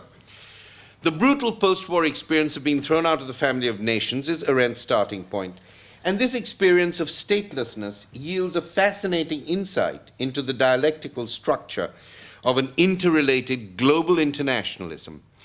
If the global, as a cosmopolitan project, is an extensive totalizing condition of equivalent moral and social units, then all forms of social transformation or contradiction emerge out of the global system itself. There is no outside to the global system. Whatever alienates global interdependency or annihilates cosmopolitan values must be seen to be an effect of the internal dialectic, a demonic dynamic of the global condition. Arendt writes, deadly danger to any global civilization is no longer likely to come from without. The danger is that a global, universally related civilization may produce barbarians from its own midst by forcing millions of people into conditions which are the conditions of non-civility, or as she puts it, the conditions of savagery. And I think this is really very, very important in a broader context of globalization, even economic globalization, where there is inadequate attention very often paid to new sites of poverty that emerge or new forms of inequality. It's always assumed in a funny way that the elements that are not part of the success of globalization are somehow remnants of a Westphalian model, or people not really buying into it, or it's just the fact that resources cannot go or technologies cannot spread. But the idea that forms of globalization continually contain and create from within their own barbarisms, that's the problem, I think, that demands this ambivalent condition to be more fully negotiated or embraced. The art I will be talking about today offers us a way out of the prison house of the culture of torture and security. It refuses the shuttered view in which civilizational polarities are set up to impede the free and fair representation of cultural differences, while political prescriptions interrupt enlightened conversations across diverse communities and multiple identities and whatever else in that genre we might all like to believe. When we talk of contemporary art, the term contemporary usually signifies contextual and framing assumptions that have an art historical reference and resonance. I would like to suggest that contemporaneity might be read in keeping with the work I've been trying to do so far in questions of time and structure, as it creates enunciative sites within the work. There is a little bit of a transition here, but I did want to actually bring to bear today, given the occasion, some analysis of works that I have been involved in, because it seems to me that I learn so much. It's so much of a two-way street. I'm asked to write about art because people tend to find what I've said theoretically useful. I then turn to the work of art, and like all good psychoanalysts, completely forget everything that I've written and rediscover it through the work of artists, which I'm very indebted to, because it allows me to think beyond what I could myself think about through the discourses I'm used to working with. So today I want to talk a little bit about, in this context of temporalities producing within themselves, or structures producing within themselves, this kind of doubleness, this sort of interdependent anxiety and ambivalence. I want to talk about some artists and some issues to do with the transmission of time and culture and form.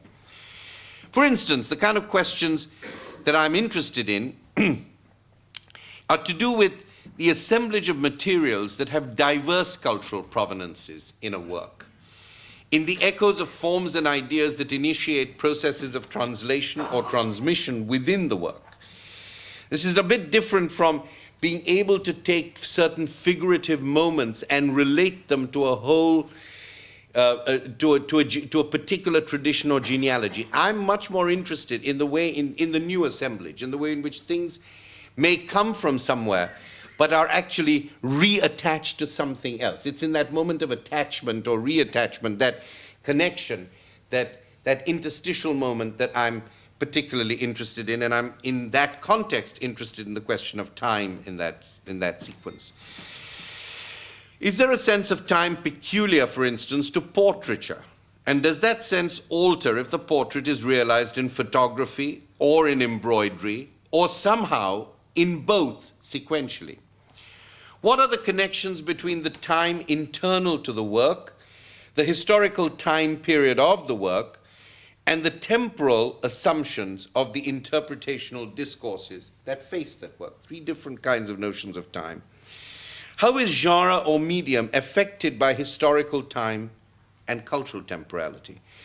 Are art forms like calligraphy and digital imagery dated differently? Do they somehow, like digital photographs have a little date attached to them? Is there a kind of internal dating which is different, which is not a historical dating, but a more formal kind of dating? Sorry, these are speculative questions that mean something to me. I hope they communicate something to you. What kinds of values and political ideas are articulated in the time internal to these works of diverse assemblage? Are there national or communal borders that should be respected or rent in translating one form of aesthetic time into the other. In an age in which the global world picture is increasingly identified with the digital impulse of acceleration and immediacy, fluidity in Zygmunt Bauman's work, acceleration in Derrida, Balibar is also very interested in this speeding up of time. The split second, the virtual transmission of messages, money and meaning. Many of the artists that I'm going to talk about resort to slower traditions of manufacture, such as painting, embroidery, calligraphy, weaving, and portraiture, often in the context of faster mediums. Slower and faster, of course, is not, it's not about the ontology of these forms. It's very relational in relation to each other. But I'm very interested in slowness, by the way. I'm very interested in slowness, both as a reflective epistemological position, as a phenomenology. I'm very interested in slowness as a kind of humanistic response, not as a Luddite holding back progress, but understanding in the midst of it another kind of temporality of slowness. Interesting, in his last book that Edward Said published on criticism as a practice of criticism and humanism and the new humanism, he also talks about about the importance of slowness. It's only a passing phrase there, but he's very interested in slowness, and I'm also beginning to be interested in slowness as a way of winnowing information, as a way of working with this great barrage of informational materials that we get. So.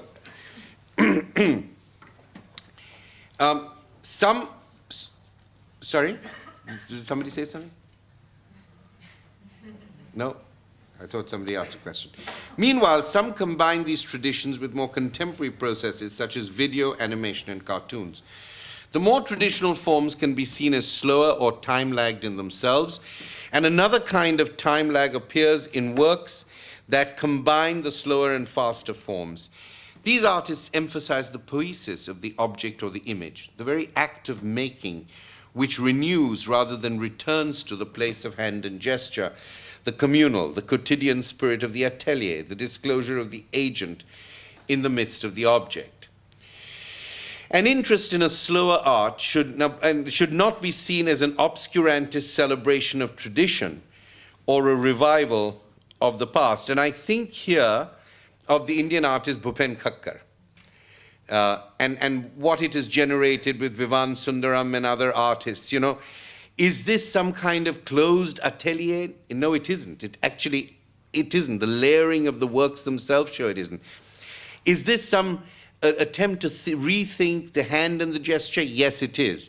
Is there a kind of a slowness about it? In my term, yes, there is. Is this slowness somehow obscuranted? No, it isn't. But by bringing to our attention the fact that the making of the image requires the intervention of a delayed or lagged temporality, these artists disrupt the global reach of digital immediacy by introducing the issue of mediation, a critical reflection on the historical and aesthetic processes of representation, one that also requires theoretical self-reflection on the diverse subjectivities and groupishnesses produced through the act of making.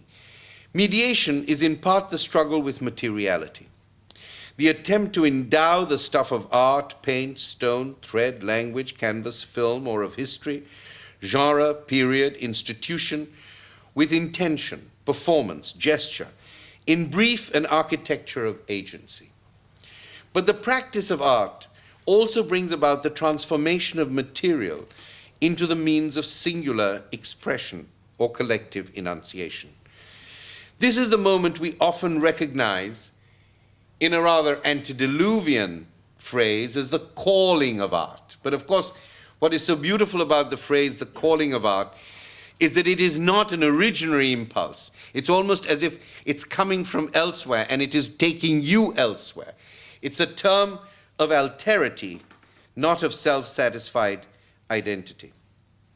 Art is now both the stuff of materiality and the shape of a singular vision. It is an object in the world and a mode of address that makes, as an act of poiesis, the world we recognize. This double determination of art opens up spaces of social difference and alterity, while disclosing historical times in which the object has to negotiate other alternative temporalities. The mediation of the slower, or what I called in various places, time-lagged aesthetic forms into the digitalized forms of contemporary media practices produces forms of disjunction that enable these artists to reinvent tradition while revising the cultural history of the present. Such art is ambivalently positioned within disjunctive temporalities and technologies. Can we just see the Shazia Sikandar? And I'm not, some works I'm going to talk about at some length, some I'm just going to show and we can talk about them later in the context of what I've said. Can we see the Shazia Sikandar, please, the first slide? No, we can't. Perhaps we can. It's not crucial, because it's more that I'm quoting something from her, and I just thought it'd be good to have her presence.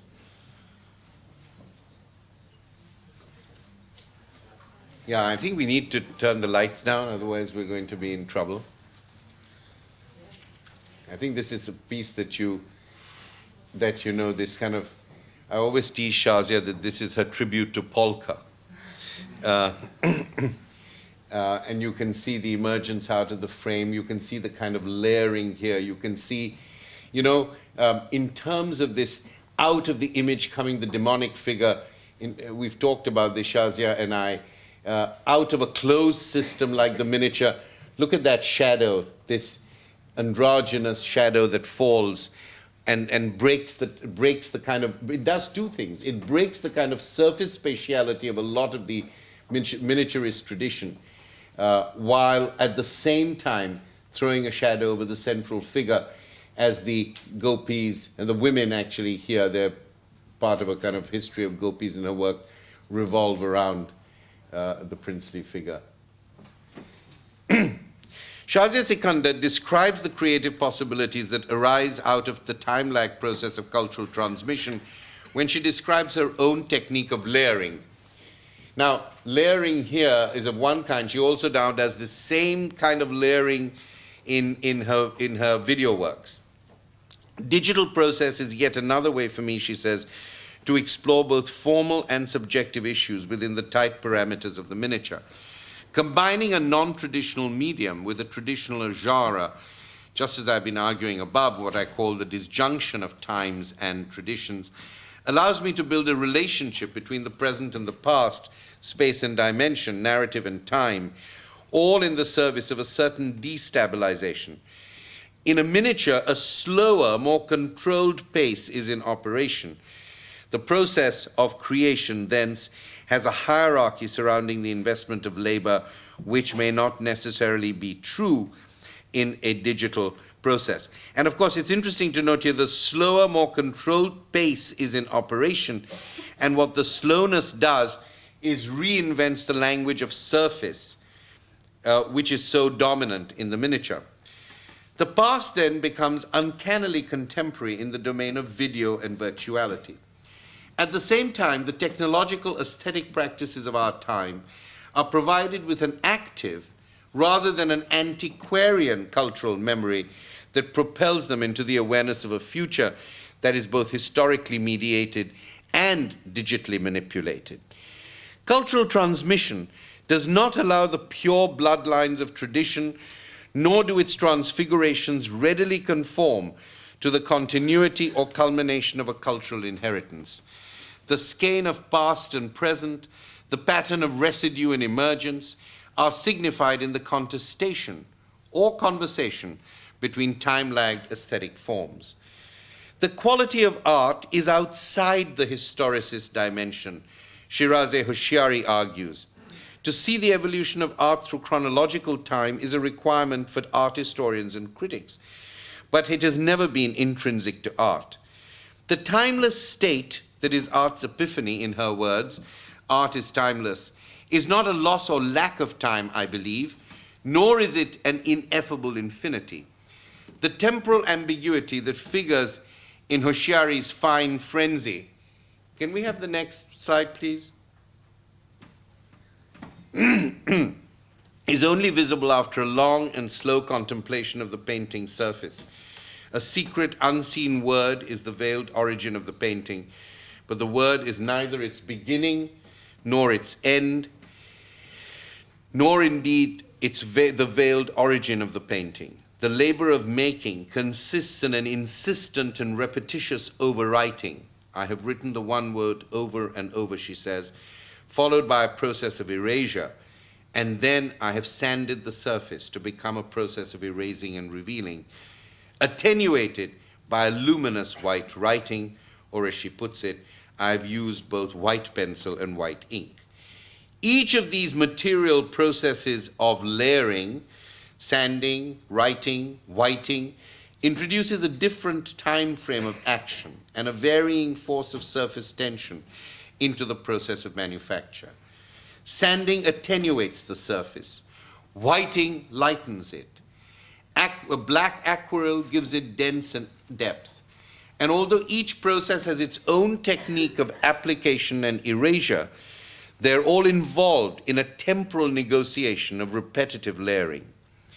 The anti-historicist aim of the work, then, lies in the ceaseless moment of Hoshiari's over and over, or erasing and revealing, which brings to light a form of transition embodied both in meaning and the presence of fine frenzy. The word reveal, understood in its fullest sense, means at the same time to remove and to veil. That is, it designates a double and contrary movement. Hoshiari. In Hoshiari's view, the transforming dimension of art is the distancing of identity and of oneself that comes from the doubleness of veiling and revealing. Whether she's addressing a hermetic word on canvas or spinning out of one of her floating towers, afraid I don't have a slide of that, her works have a continual sense of expansion and contraction, as if their multiply layered surfaces were exhaling and inhaling like lung tissue, holding their breath and then repeating that hidden word or dancing that motionless dance. The illegible light aglow in Hoshiari's writing painting, as I've called it, she says, for instance, calligraphy alters the lighting effects, so to speak, removing preconceptions. So this writing painting in Hoshiari reminds me of the erratic moving hand visible in a very different way in the works of Cy Twombly. But Hoshiari's ceaseless dance of reinscribed surfaces is also reminiscent of the way in which Sufi poets, who are her inspiration, play on the word parda in celebrating the whirling dance of the dervishes. Parda means both veil and musical mode, senses that are spun together to suggest, for instance, that the reed flute's musical modes, parda, have torn the veils, parda, that hide humanity from human eyes. The process of cultural transmission prompts us to reflect on the diasporic lives of artists who share diverse cultural affiliations and itinerant social identification. The artwork's layered transition across various mediums of manufacture echoes the artist's complex and displaced relation to territoriality, to statelessness, to exile and belonging, habitation and homelessness. In what way does the diasporic movement back and forth across countries and cultures relate to the work of art whose time-lagged materials and techniques place it somewhere between the past and the present? The Palestinian-American artist Emily Yassir is committed to the right of return for Palestinian refugees and exiles to return for a moment to a rent, to the founding of a national state, and to the rights and representations of its citizens. But when an interviewer asks her the question, who or what is your community, she refuses to answer. Her work, she insists, is about going back and forth. Is this, we may ask, a futile trajectory? Let me quote her. It is about the relation of myself and my experience in my body to my surroundings. Whether it's here or in New York or in Ramallah, It is about passing rough places, about me wandering through space and time and borders and crossings and exchanges. Yassir refuses the suggested identification, Palestinian or not. Although committed to a national home for the Palestinians, she chooses not to subscribe to the potent myths of cultural authenticity and traditionalism that very often end in a kind of patriarchal governance and definition of the national spirit. Yassir's account of her work interposes the space and time of the body as a bridge across what she calls these artificial islands and borders that have been created. The two-video installation, Ramallah, New York, could we have the next slide, please? No, sorry, the one after this. Is it in focus? Could it be focused, please? Yep, yep, thank you. That's great. And is there another one? Yeah. Oh, and another one? I thought I had a different. No, I think that was. Okay. If we could have those back again, please. The two-video installation. Have many of you seen this two-video installation? Right. Yeah. Ramallah, New York juxtaposes scenes of everyday Palestinian life shot in similar locations in Ramallah and New York. And it interests me because she got some grief sometimes for saying, you know, it's the movement between the two that I'm interested in. I think I understand what she means, and I think it's actually quite significant. So careful is Yassir often to place her figures in the same position in the frame and to take the shot from virtually the same angle, it's difficult to tell apart the different locations of the various mise-en-scène. New York or not, Ramallah or not, it is almost impossible to answer these questions, and that is precisely the point. Yassir's suggestion is not, I believe, that Ramallah and New York are indistinguishable from each other, nor is she drawing our attention to anything as banal as the benevolent truism that ordinary people lead the same sort of lives wherever they may be, only circumstances forever change their histories. Yassir's montage of fungible locations and fragile bodies takes a more oblique and important view of the politics of everyday life. Her purpose in making it almost impossible at times to virtually decipher the difference between the locations, Ramallah, New York, is to induce an anxious undecidability, an ambivalence in the frame of representation and the act of viewing. In trying to identify these geopolitical locations against the odds, the ruse of the title is to acknowledge the specificity of sight while eliding immediate visual recognition. Goes back to what I was saying about mediation. Immediate visual recognition is not the point here. The viewer is split in vacillating between frames, trying to respond to the ruse of the title. Which is which? Where is here? If read from the perspective of displacement, the work sets out to relate the two scenarios to each other and to the viewer who stands uncertainly in between the screens through a diasporic narrative of what she calls going back and forth. It is about passing rough places. In these seemingly settled scenes of quotidian activity, in the complete absorption of both hairdressers with their clients' hair, for instance, there is an unmistakable sense of disorientation and discontent once we realize that whether we are in Ramallah or in New York, we're dealing with the lives of Palestinian exiles and refugees, of people who feel partially homed or unhomed, and yet unintegrated into a national homeland. Does the invisibility of difference mean that Ramallah and New York are similar historical and political realities in the diasporic imagination? Or that at the level of everyday life there is no difference between them? Or does going back and forth blur the asymmetries of power and place? Here again, I believe, Yassir's emphasis on ordinary people and everyday scenes represents a complex artistic decision. She acknowledges the influence of On Kawara on her work, and nobody understands better than he what a difference a day makes. The date paintings that Kawara has been making for 40 years, each work made within the span of the single day whose date it shows, are the most intelligent and insightful icons of the fragility and the forbearance of the diurnal cycle, the persistence or survival of the actions and obligations of daily life in the midst of history's contingency, even its tragedy. We do not know for certain which of Yassir's scenes takes place in Ramallah and which in New York. But what we do learn from her mondial montage is that the human measure of time is sustained by the body's daily dogged wakefulness, its civic activities and social relations played out in civic life worlds.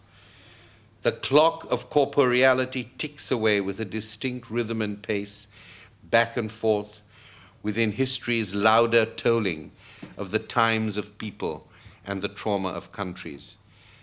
Yassir's focus on locality in Ramallah and New York does not neglect more global issues.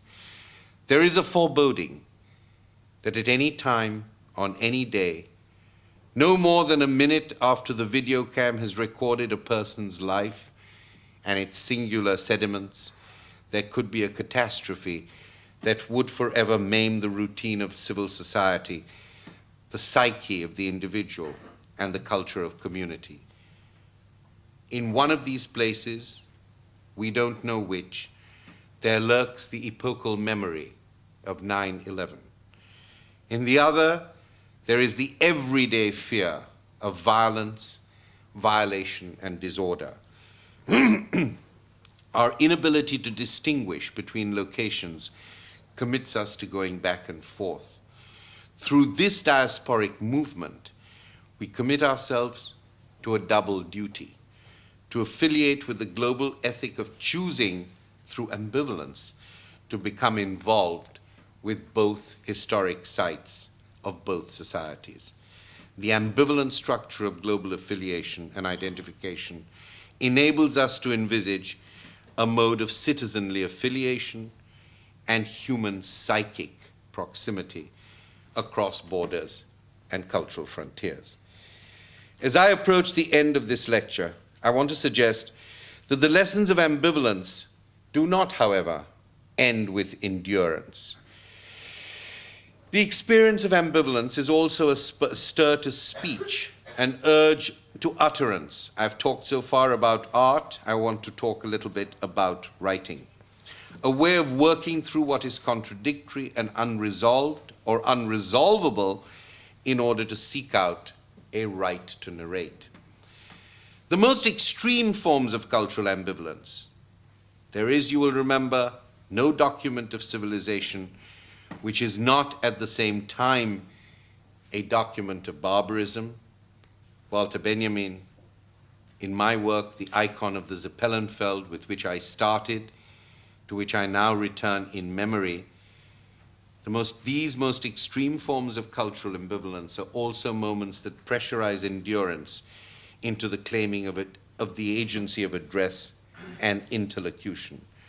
What story do you tell when you realize that barbarism and civilization are too often linked closely by an open sewer running with blame and blood and tears, and it is difficult to see anything more at that point?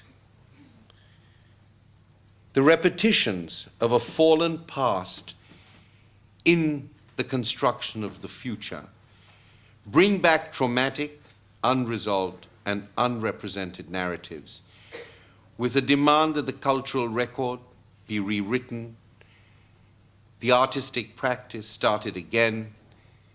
Things changed from this moment on. But it is the moment itself, this moment in which we utter never again, it is the moment itself that is complex. From the unrealized future comes the aspiration for equality and liberty and kindness that haunts the moral economy of the present and demands that its goals be revised.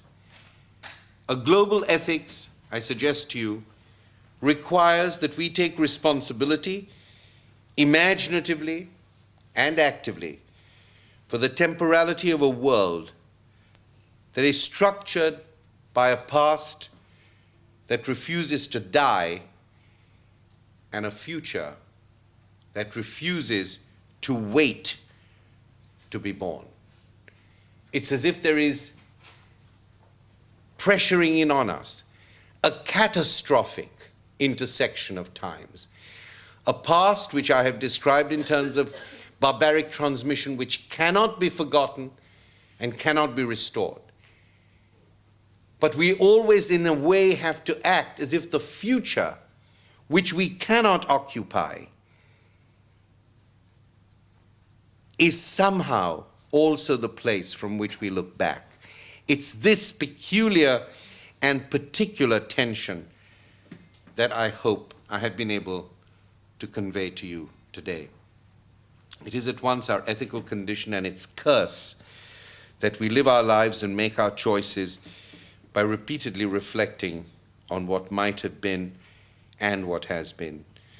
Caught in the ambivalence of these double lives of our times, we tell each other our hybrid stories, part yours, part mine, a part that is written in a language of mixed bits and pieces, yet unresolved, in the midst of developing a translational vocabulary of values and hopes with which to create the time present and the time past of a global world.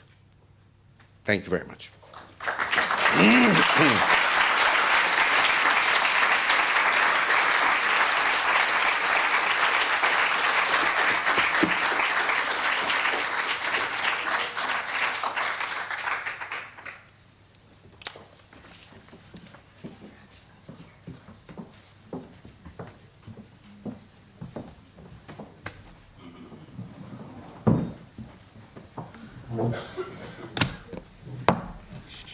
Thank you very much, Professor Bhabha. I can't actually think of a better paper that we could have heard today that might address the certain issues that we've all been bringing up and thinking about in relation to becoming Dutch. So I'm very glad that you persevered and came and joined us. It was really extraordinary. Thank you. I would like to do something maybe a little more radical, which is to open directly to the floor today. We have about 3/4 of an hour, and I think there are so many interesting critical voices and thoughts that I'm quite sure are going to come from our audience. So I would like to immediately ask people to pose your questions for Professor Bhabha.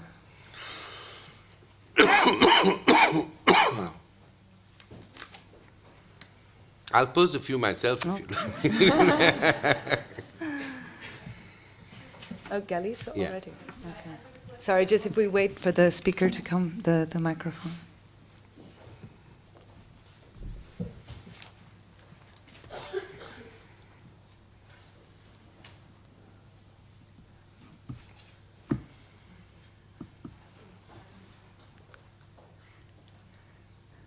This one, maybe?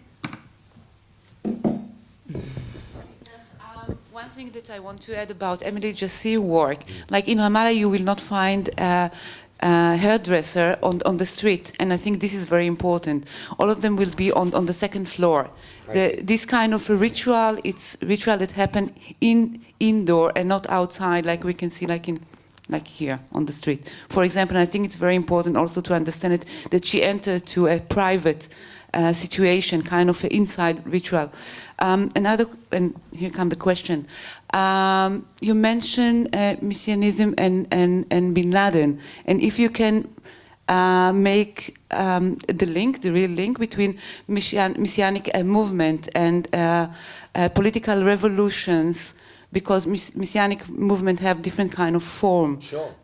So if you can link to one of them. Well, I mean, I link to the Messianic. What I talked about, I linked the Messianic to. Sorry, if we could ask you to.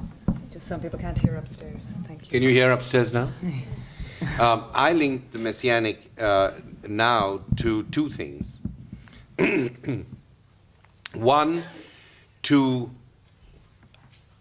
otherwise secularly conceived forms of modernism. One. Two, I also link it to a particular mode of thinking that I think has a much wider circulation than it is often acknowledged, between the messianic as a way of thinking both civilizational dominance or civilizational struggle and spiritual struggle together. That's why I quoted the Eliot that I quoted.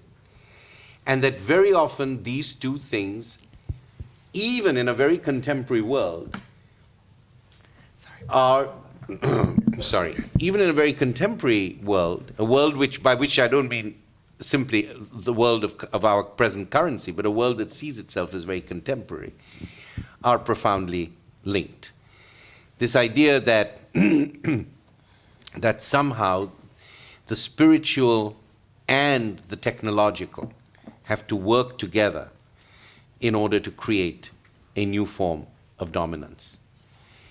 And it seems to me that it's, you know, it's everywhere. I mean, if you think about a lot of the messianic Hindu fundamentalists who live diasporically and who work.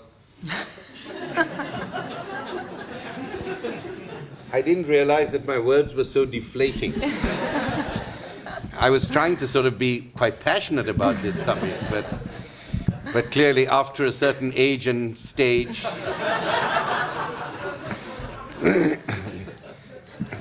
the messianic doesn't quite do it. I'm actually very interested in the way in which this kind of civilizational come religious view is often permeates very contemporary movements, both technological and aesthetic. Now, can the messianic be part of a more positive revolutionary movement? Yes, I mean, it can be apocalyptic. But I always find that apocalyptic movements hide their own problems and somehow consign them to the future. You know, now we will have equality as we find it, and the fact that X or Y is not, well, that will be worked out, you know, after the revolution. And so I have some problems with that way of thinking about social transformation. But mostly here, I wanted to show how deeply ingrained in our current thinking. And of course, the White House of George W. Bush is explicitly messianic. If you read the second inaugural speech, I mean, it's explicitly messianic in this way. That's why I say that there is a kind of conversation between T.S. Eliot, George Bush, and Osama bin Laden. I'm not saying they're the same things, please don't get me wrong, but I'm saying there could be a conversation that you should consider holding here in Eindhoven. You should invite the three of them here, and you should have them slog it out, and it would be quite good for the rest of the world. But I do believe that's the way in which I use the term. As far as the Emily Yassir point you make, I'm grateful to you for pointing that out. On the other hand, I think that it is the gesture of the work in the juxtaposition to create this deep ambivalence and the to and fro is not to say a pox on both your countries. All right, it is to say, at least in my view, that there are terms in which not knowing or unknowing or undecidability, more important, undecidability is an act of commitment. It is not simply an act of passivity.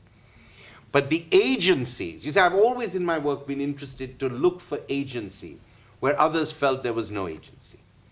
You know, that's why in the early years, now people have been very, very generous, and I have no complaints at all for the take-up of the work. But in the old days, people thought that I was a shit, you know, that I had always evaded political responsibility because I did not align myself with the dominant voices in that way.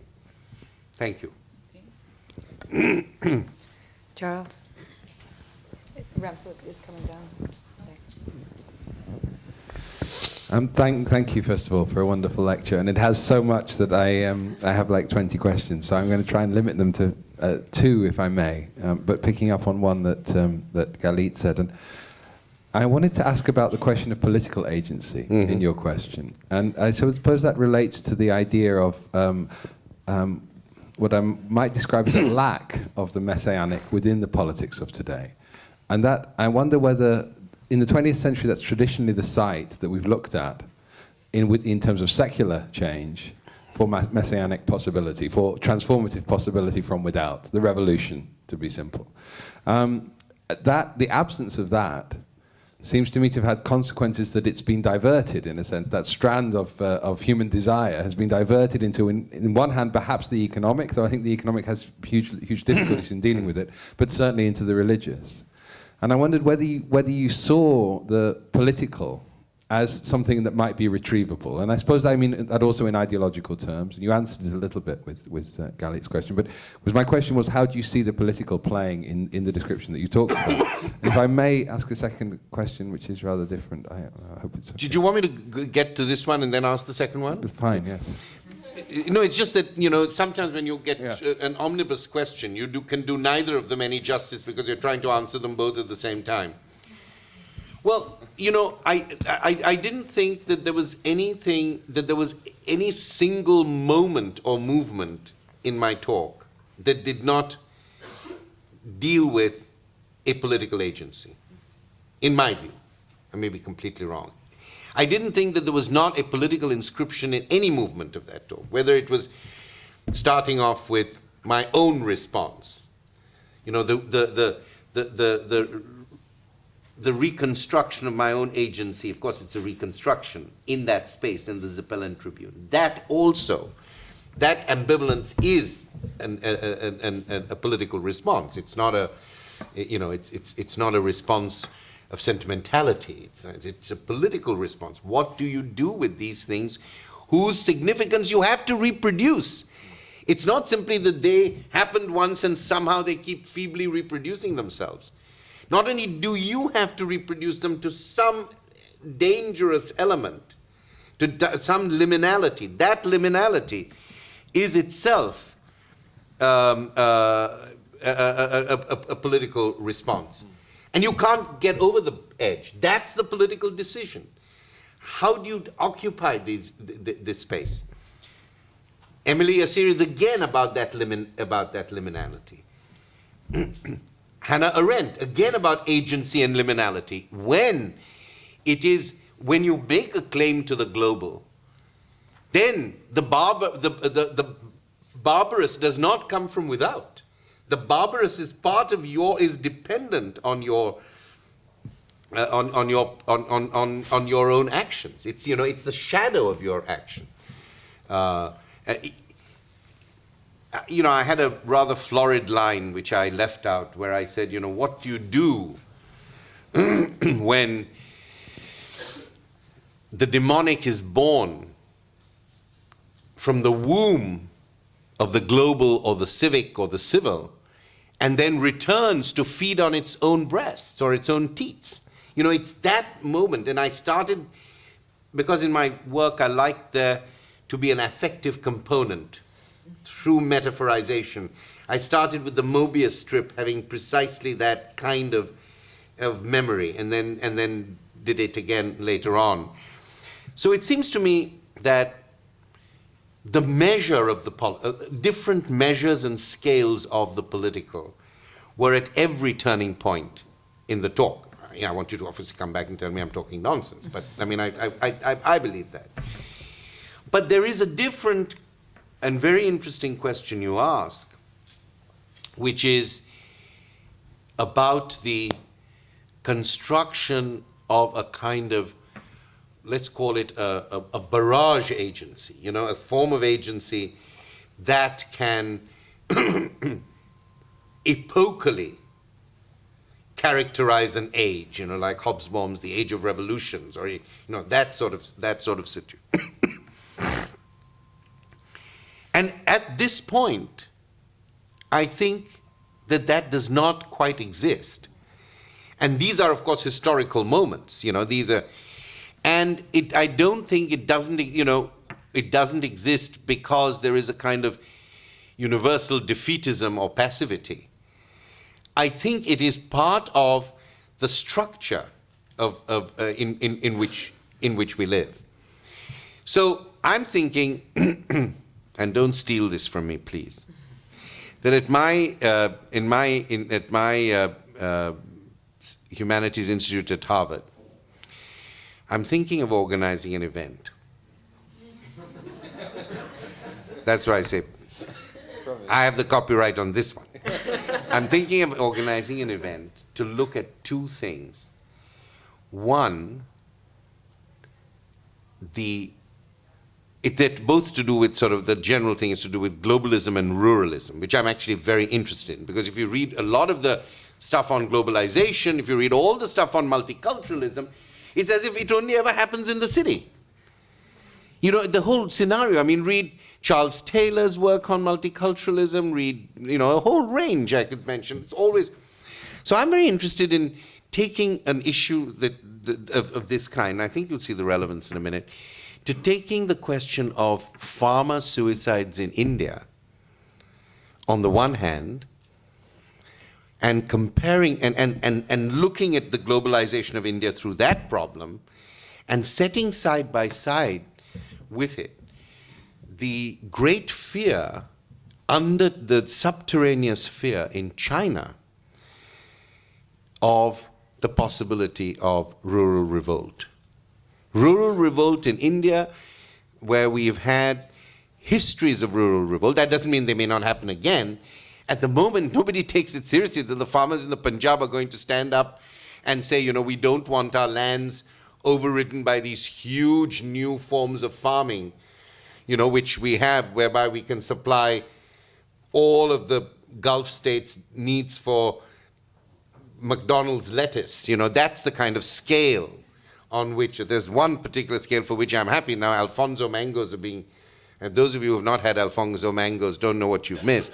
They're the most fantastic mangoes. They're being cultivated in huge orchards, which have actually destroyed the local culture of mango cultivation, local forms of life, etc. So I'm interested in China, that there is a real underlurking fear that one day, if they don't have a better policy, or if they're not more punitive in their policy, because of course in China you have that. They could just stamp on them, and that would be that. And the rest of the world would still be aghast at the, whatever it is, 11% growth over 9 years, and they would still be applauding. Nobody would hear that the peasants had been, killed or imprisoned. And I'm thinking of putting those two moments together.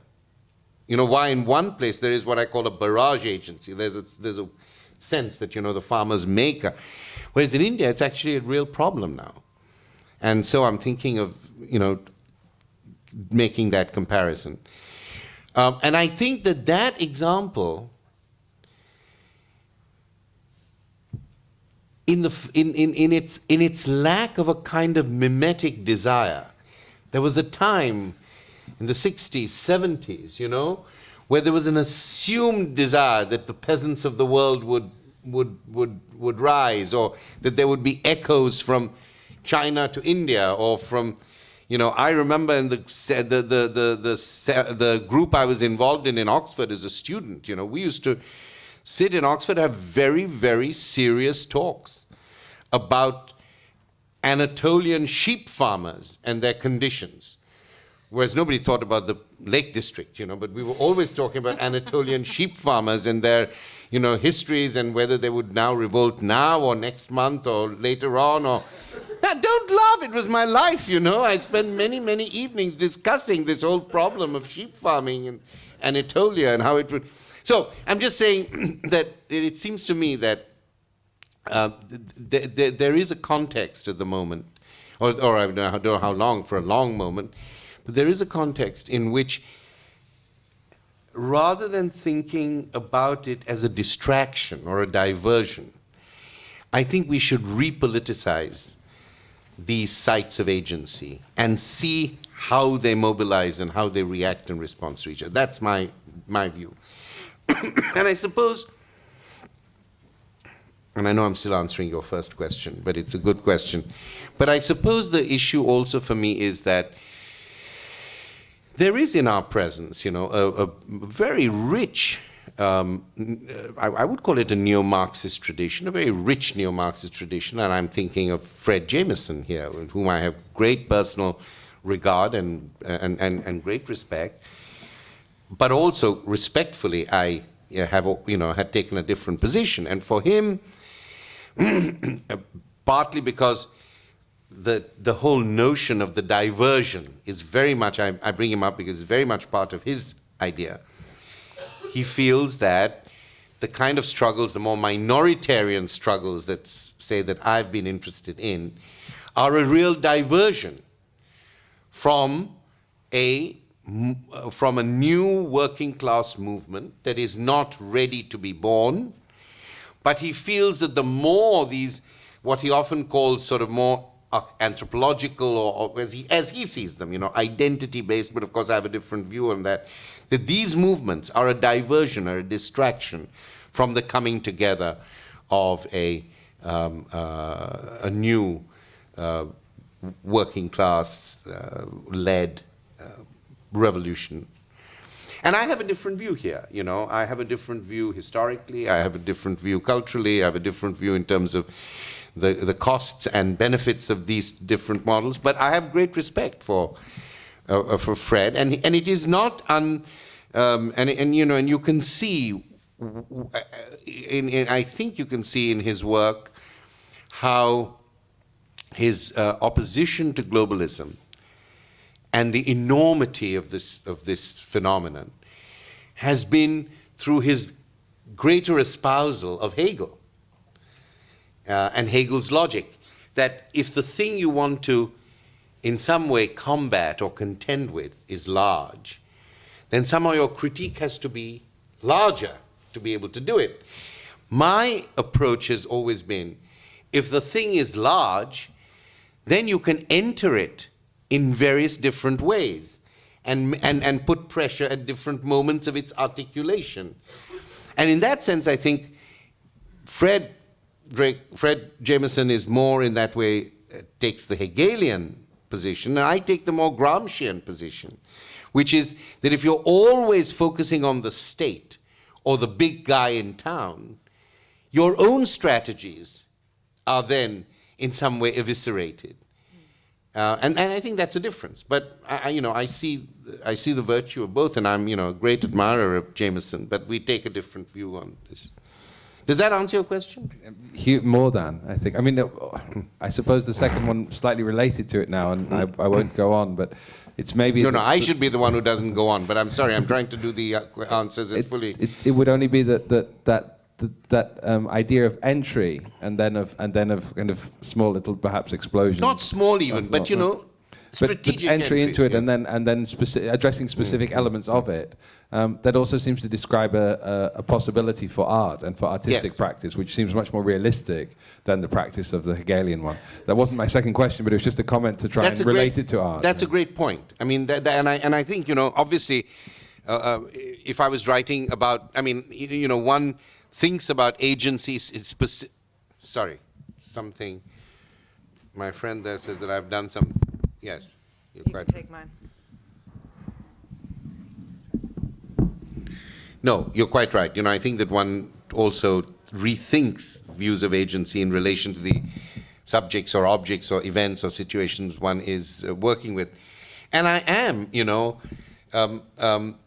concerned with the way institutions can change in times of opposition to certain things, in times of constrained resources, possibilities, how we can actually make these changes now, and I do believe that that's a very important commitment.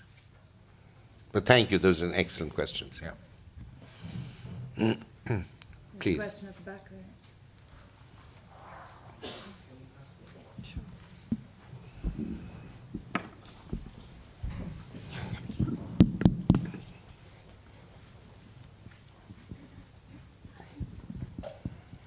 I would like to thank you very much for the talk. It was very, very enriching.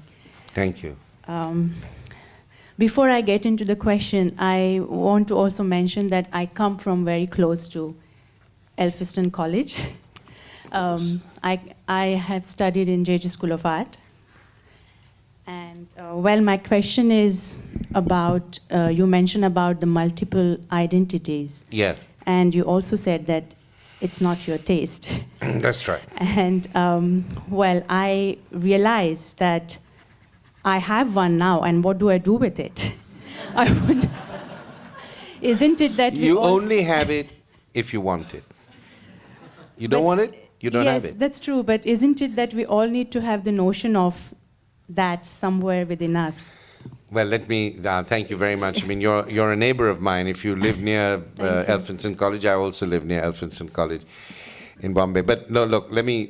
I maybe I was a little flippant in putting that the way it did, but it comes from a deep belief. I'll tell you what it is. It comes much more from my own psychoanalytic thinking. You know, psychoanalysis is very important for me. I mean, I wouldn't have come up with the term of ambivalence, of which it's not exactly a Lacanian or a Freudian way of thinking about ambivalence, although it has links with it. But for me, one of the great values of psychoanalysis, it's not the only body of science or social sciences or epistemology that does it, is that every concept in psychoanalysis is on a liminal structure. You know, almost every concept is based on this sense of doubt, conflict, back and forth, and yet how to negotiate agency, subjectivity within it. So it seems to me that, and I'm not being flippant when I say that you only have this multiple identity virus if you think you have it. And it's very, my objection to it is that the conflict of identities or identifications is not because somehow there are too many, nor is the resolution of identity politics that somehow we should attach to ourselves a whole set of identities. I have two objections to this. One, the too easy naming of certain affiliative forms as being identities. You know, if you ask me, well, you know, I'm a lawyer, and yet I believe I work for a tax practice, and I have that one identity. Then I believe that I'm in support feminism, so that's another identity. Why name these things as identities? Why not see, if you see the to and fro, you see the movement of affiliation. That is not to say it's easy. For Freud, identification is itself always a process of alterity. The problem is the problem of alterity. The problem of living with difference is the problem of being able to see oneself as in a process of translation. Not that one is oneself, you know, in 6 identities, but it is the integument, it's what binds, what is in between, what structures, what articulates, that is the problem. And therefore I don't think identity is either one, nor is it many. If you ask me, and if I had time for another lecture, which I bet you are glad that I don't have, it is the iterability of identity. That doesn't mean simply repetition, but that the sense in which we have a repertoire in which we know ourselves as attached to something, but then we repeat ourselves. When we rethink, we think we're going to come back to where we started, to some given self, but our starting point is different again. It's this troublesome, anxious process of iterability to identify with something, and then as you identify with something else, knowing that the two are proximate, but they're not linked. It's that kind of phenomenological situation that I think is profoundly a part of the condition of diaspora, but of conditions of all sorts of other things. I also don't want to fetishize diasporic thinking. Let me just say something here, because in a way, if you think about it, very often the demand for multiple identities is not simply an ontological issue. It's not just saying, you know, after 1960 or 1970, the very basis of ontology has changed. Now let us think of a more appropriate ontology. Ah, what a good idea. Before that, we all thought we were unified subjects. Now we should think we're multiple subjects. It's not about that. If we think about the genealogy of the question, not its ontology, very often the idea of multiple identities is a way of trying to create, and something I have great sympathy for, a way of thinking about subjectivity as the basis of tolerance in a multicultural society. So that if you can think of yourself as having multiple identities, you might be less discriminatory against X or Y. You might therefore create a sense of pluralism. That's where I think the issue of multiple identities has arisen. But we also know that the bearers of so-called multiple identities are not necessarily less or more tolerant. It is my habit, to which I confessed, to try and get notions or derive notions of agency, notions of ethicality from very unlikely places. Very unlikely places. And of course, to derive a kind of structuring of the global as ambivalent by starting with these horrible things which people would rather forget if they could forget them, might also be seen as a certain perversity. Why don't you start with, you know, the great good sense by which people all of a sudden created the EU? Why don't you start with the founding ideas of the UN, right? Somebody could rightly challenge me. Why do you start in all these terrible places? Why don't you start with the UN? Why don't you start by talking about emergent civil society in NGOs? You know, these sorts of ideas. But in terms of this complexity of what it means in a multicultural context, to have multiple identities, which I've suggested to you, is a way of rethinking neighborliness. Right? A way of rethinking how you can tolerate these different disjunctions. I was quite shocked, but actually very impressed.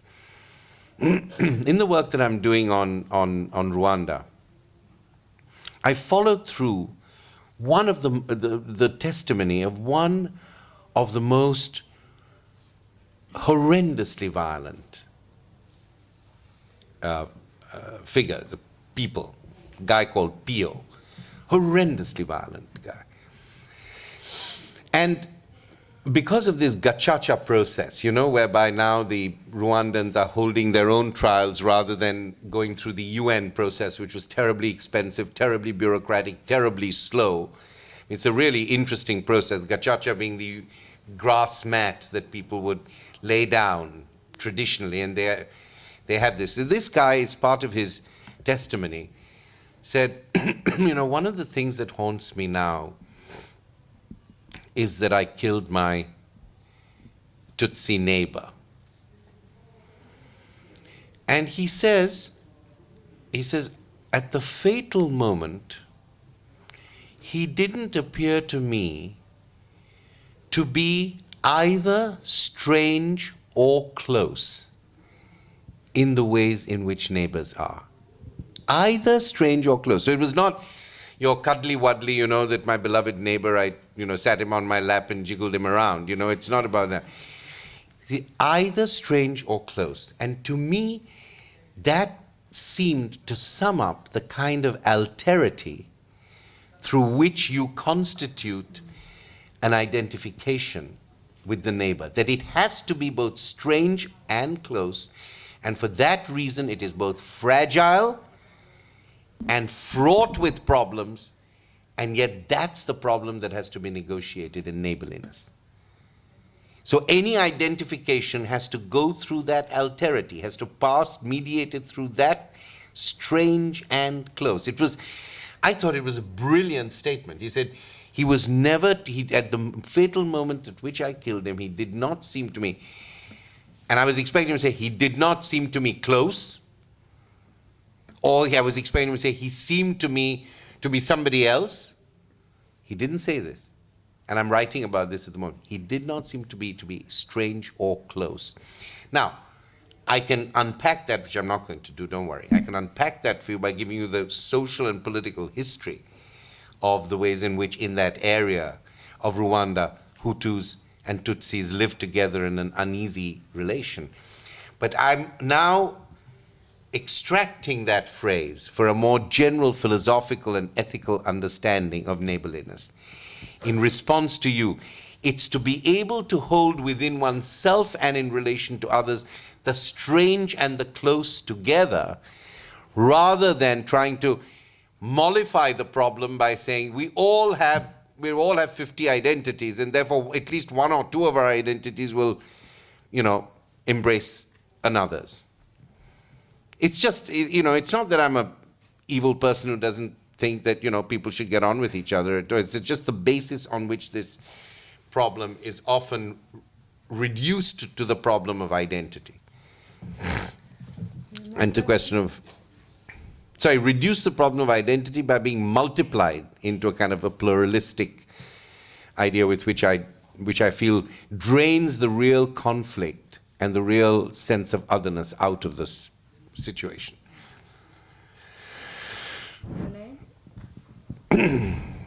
Yes, hello. I had actually a question, maybe this is an extension of it, about belonging and the notions of belonging in response to the larger discussion of becoming Dutch and what you just brought up. Does one need to want to belong? And I know you've written other things about this. I just wondered if you could just add something. Thank you. Thank you. That's a very moving question.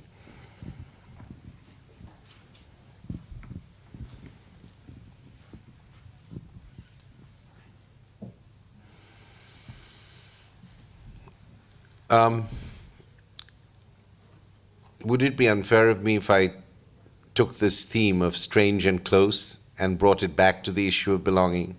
Because in a way that was what I was talking about in terms of neighborliness. It is to be able to tolerate that parallaxical view, that particular ambivalence that actually creates belonging. It seems to me that belonging is such a ambivalent and indeed even ambiguous, and ambivalence and ambiguity are not the same things. It's both an ambivalent and an ambiguous issue. What do you belong to? Very often, belonging in the public discourse is a demand for a certain loyalty. When that public discourse attaches the problem of belonging to some uncreative notion of citizenship dominated by territorial, legal, and social jurisdictions, then belonging becomes prescriptive, in the sense in which Norman Tebbit famously, in the Mrs. Thatcher's Home Minister, I think he was he Home Minister? Said, we will really give these Pakis and Indians a test of belonging by seeing whether they support the Indian or Pakistani cricket team or the British cricket team. So very often it becomes prescriptive when it comes from on high, when it is a reflection of a certain statist consolidation of a people. To say that if we give you citizenship, we expect you to do more than simply be a resident. We expect you to belong in the full phenomenological sense. Now, this seems to me to be a demand when it is made of diasporic or migrant peoples that is quite insensitive to their conditions of emergence or insertions into a society. I mean, it just is not the way you can be.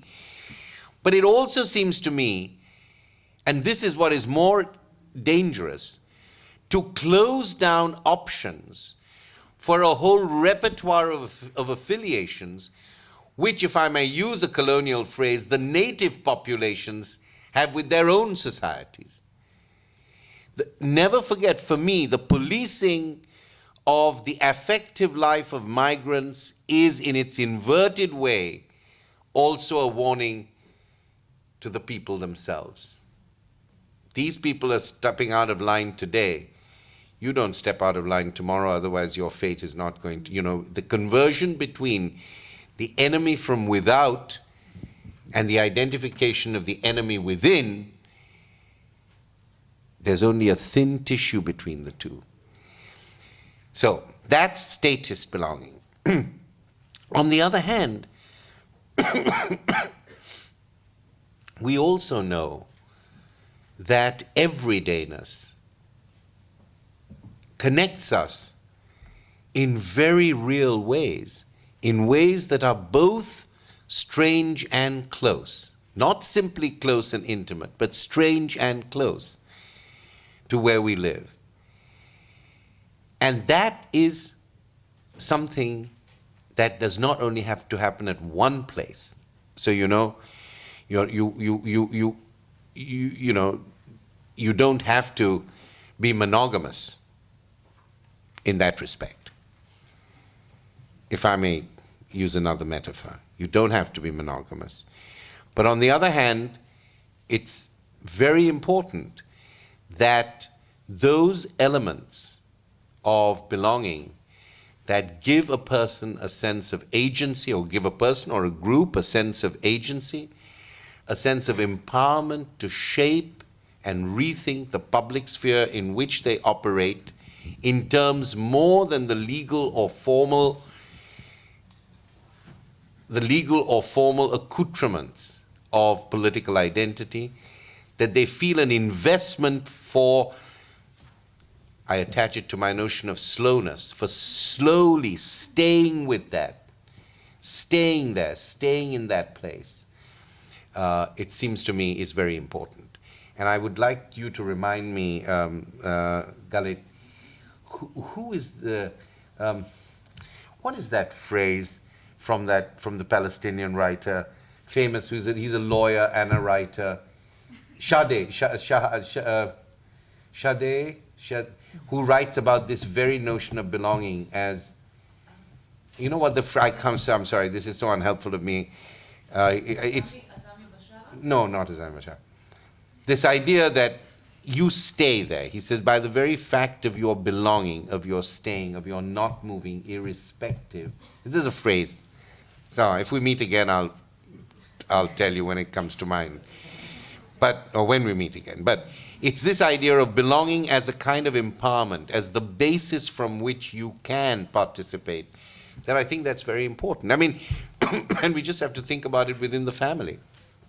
Within the family even. You know, there are children who do not belong to the family, either because they have not been allowed to belong or for whatever psychological reasons. And what that affects them is not simply what happens within the family. It affects a sense of them as from where they can speak or how they can have the confidence to be in the world beyond. And I think that's very important.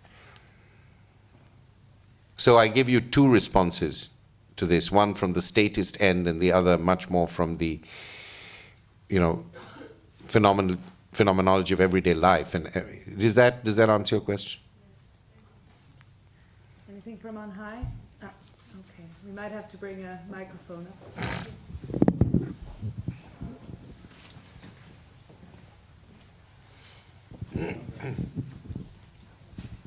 Thank you. This is regarding your notion of slowness that you just addressed at this moment.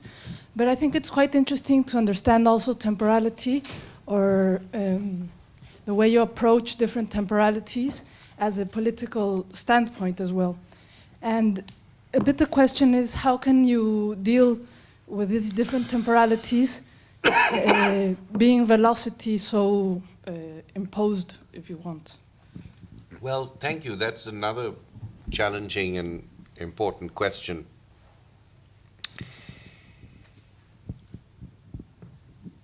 I think the trick there lies in the term impose, right? The notion of impose or imposition. Once upon a time, we used to call it interpellation. And sometimes we do still call it that.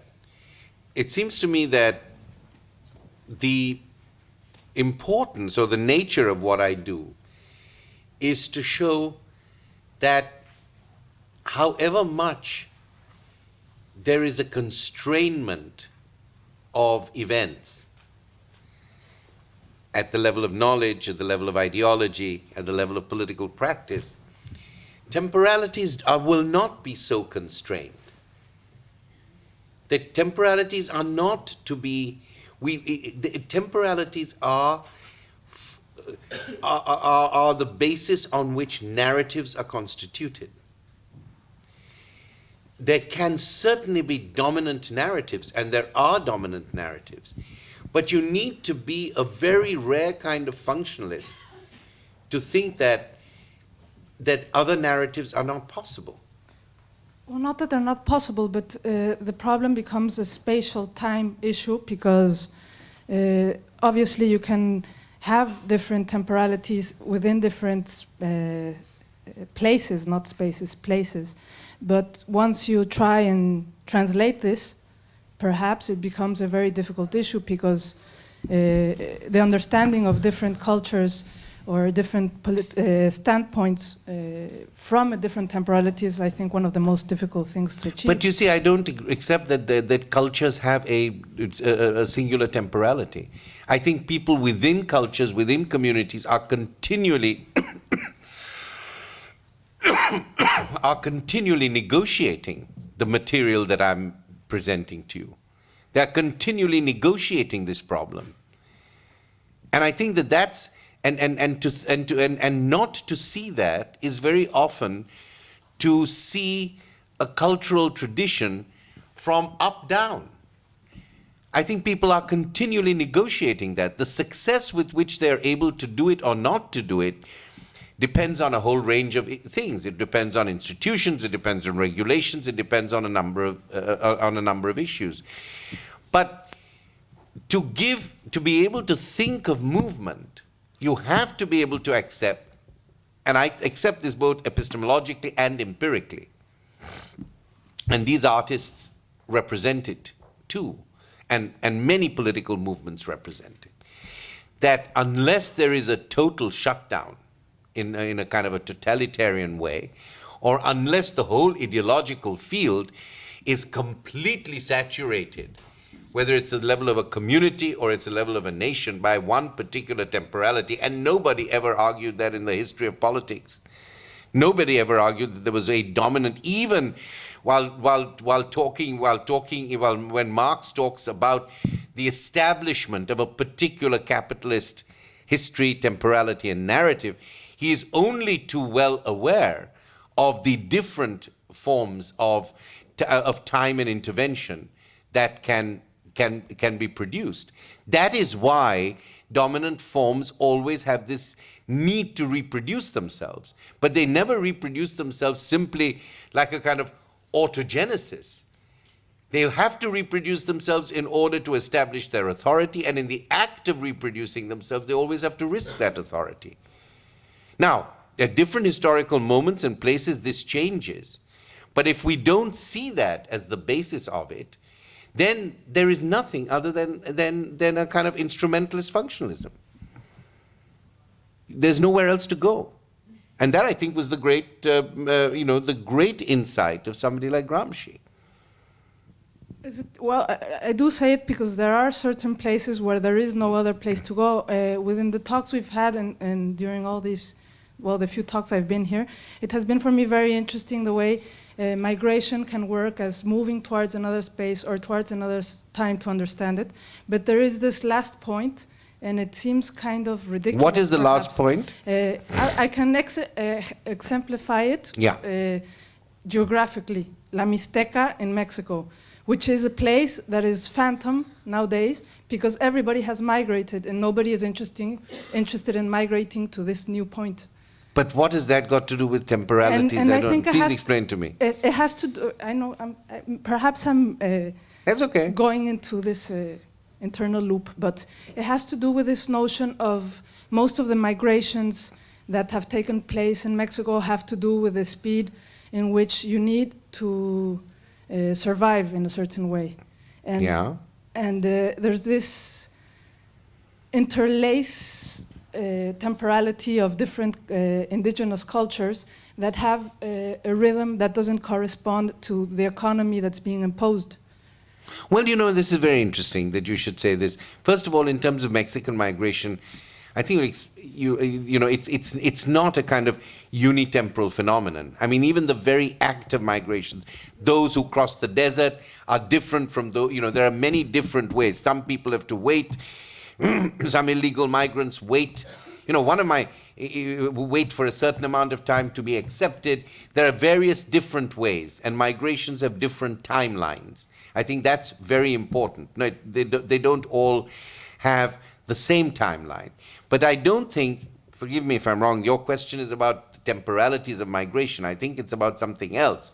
It's about what happens when, when there is a migration. I think correct me if I'm wrong, it's about two things. What happens to that migrant group who takes something with them? It may actually have something to do with the belonging issue.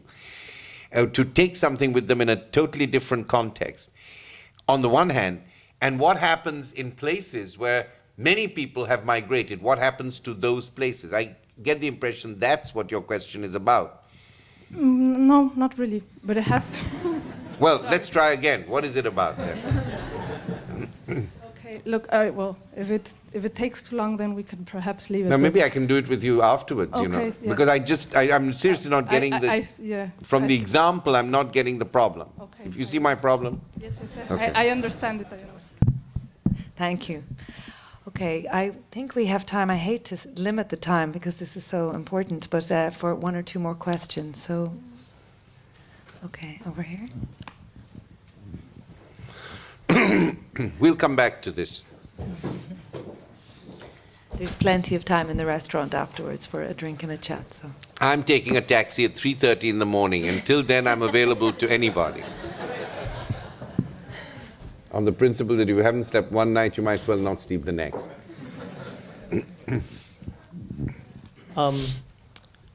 It's pretty chaotic, actually. I don't know if I can articulate my thoughts, but I will try to. It's pretty much related to the multiple identity and belonging issues. I personally think that I find countries and borders and kind of those stuff really abstract, and I don't believe in them. Sorry, what? I don't get the countries and borders I find quite abstract, like these kind of things. I don't like what are these like kind of countries, things? For example, are kind of like we are trying to be united, like European Union, for example. But on the other hand, some countries are trying to put out new borders. They're trying to be a part of another countries, like they're like things are happening in Turkey and Iraq, and also in the old Yugoslavia. But also European countries are coming together. So. And also people are kind of immigrating from countries to countries, and then they are thinking that they are having these multiple identities, and you're actually opposite sided, and finding is pretty Could you hold the vagueness. microphone? And I'm not getting this.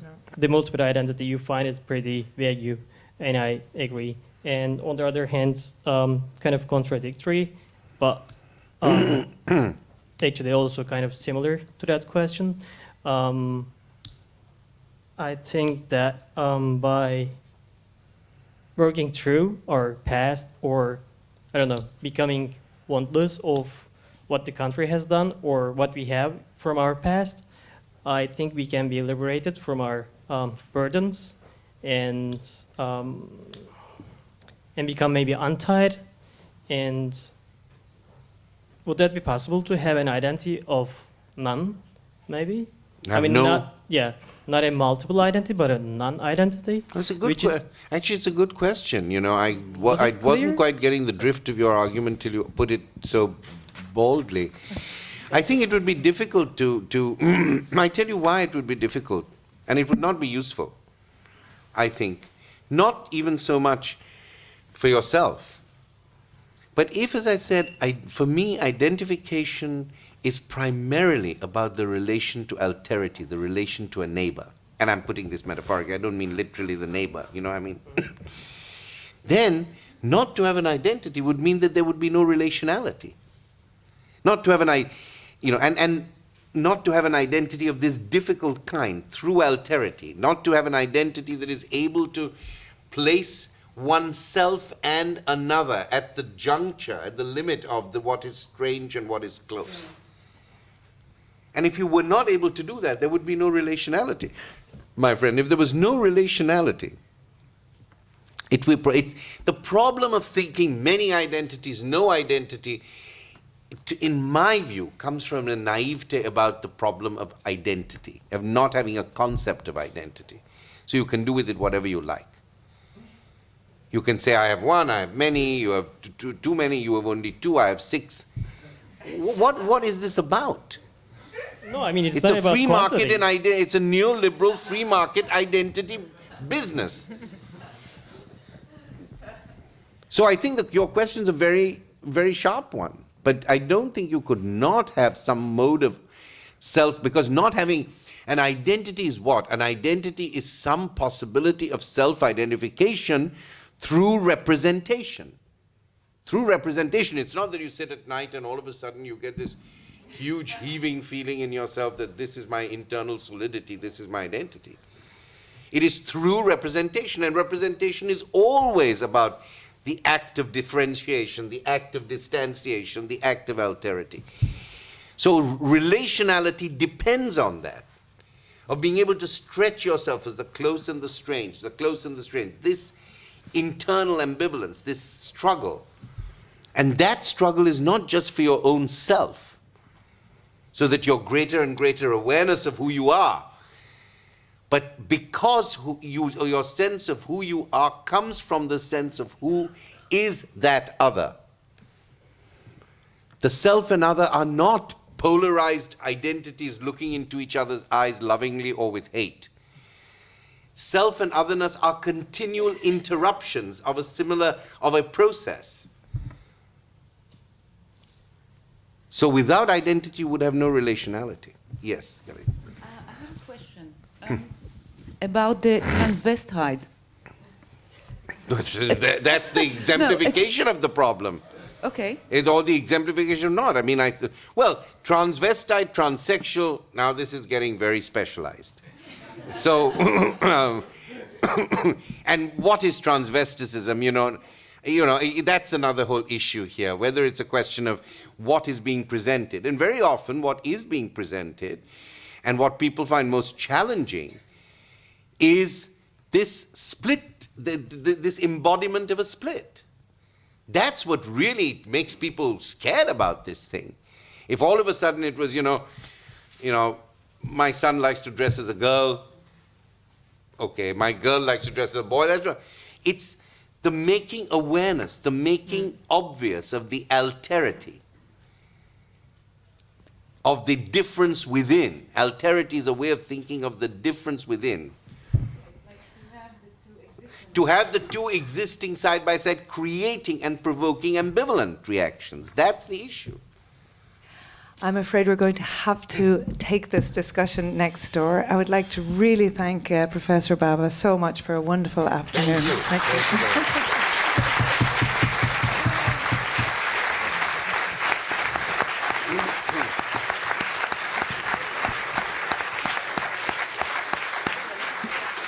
Please feel free to join us in the restaurant, continue more intimate conversations and arguments. And indeed, he's here till 3, as he says, so take advantage. And we also, just to let you know, that we are now opening the museum night. So there's many events throughout the whole museum. And I better leave before I'm thrown physically off the stage. And thank you very much, technical team, for being so patient. Thank you very much. Thank you. Yes.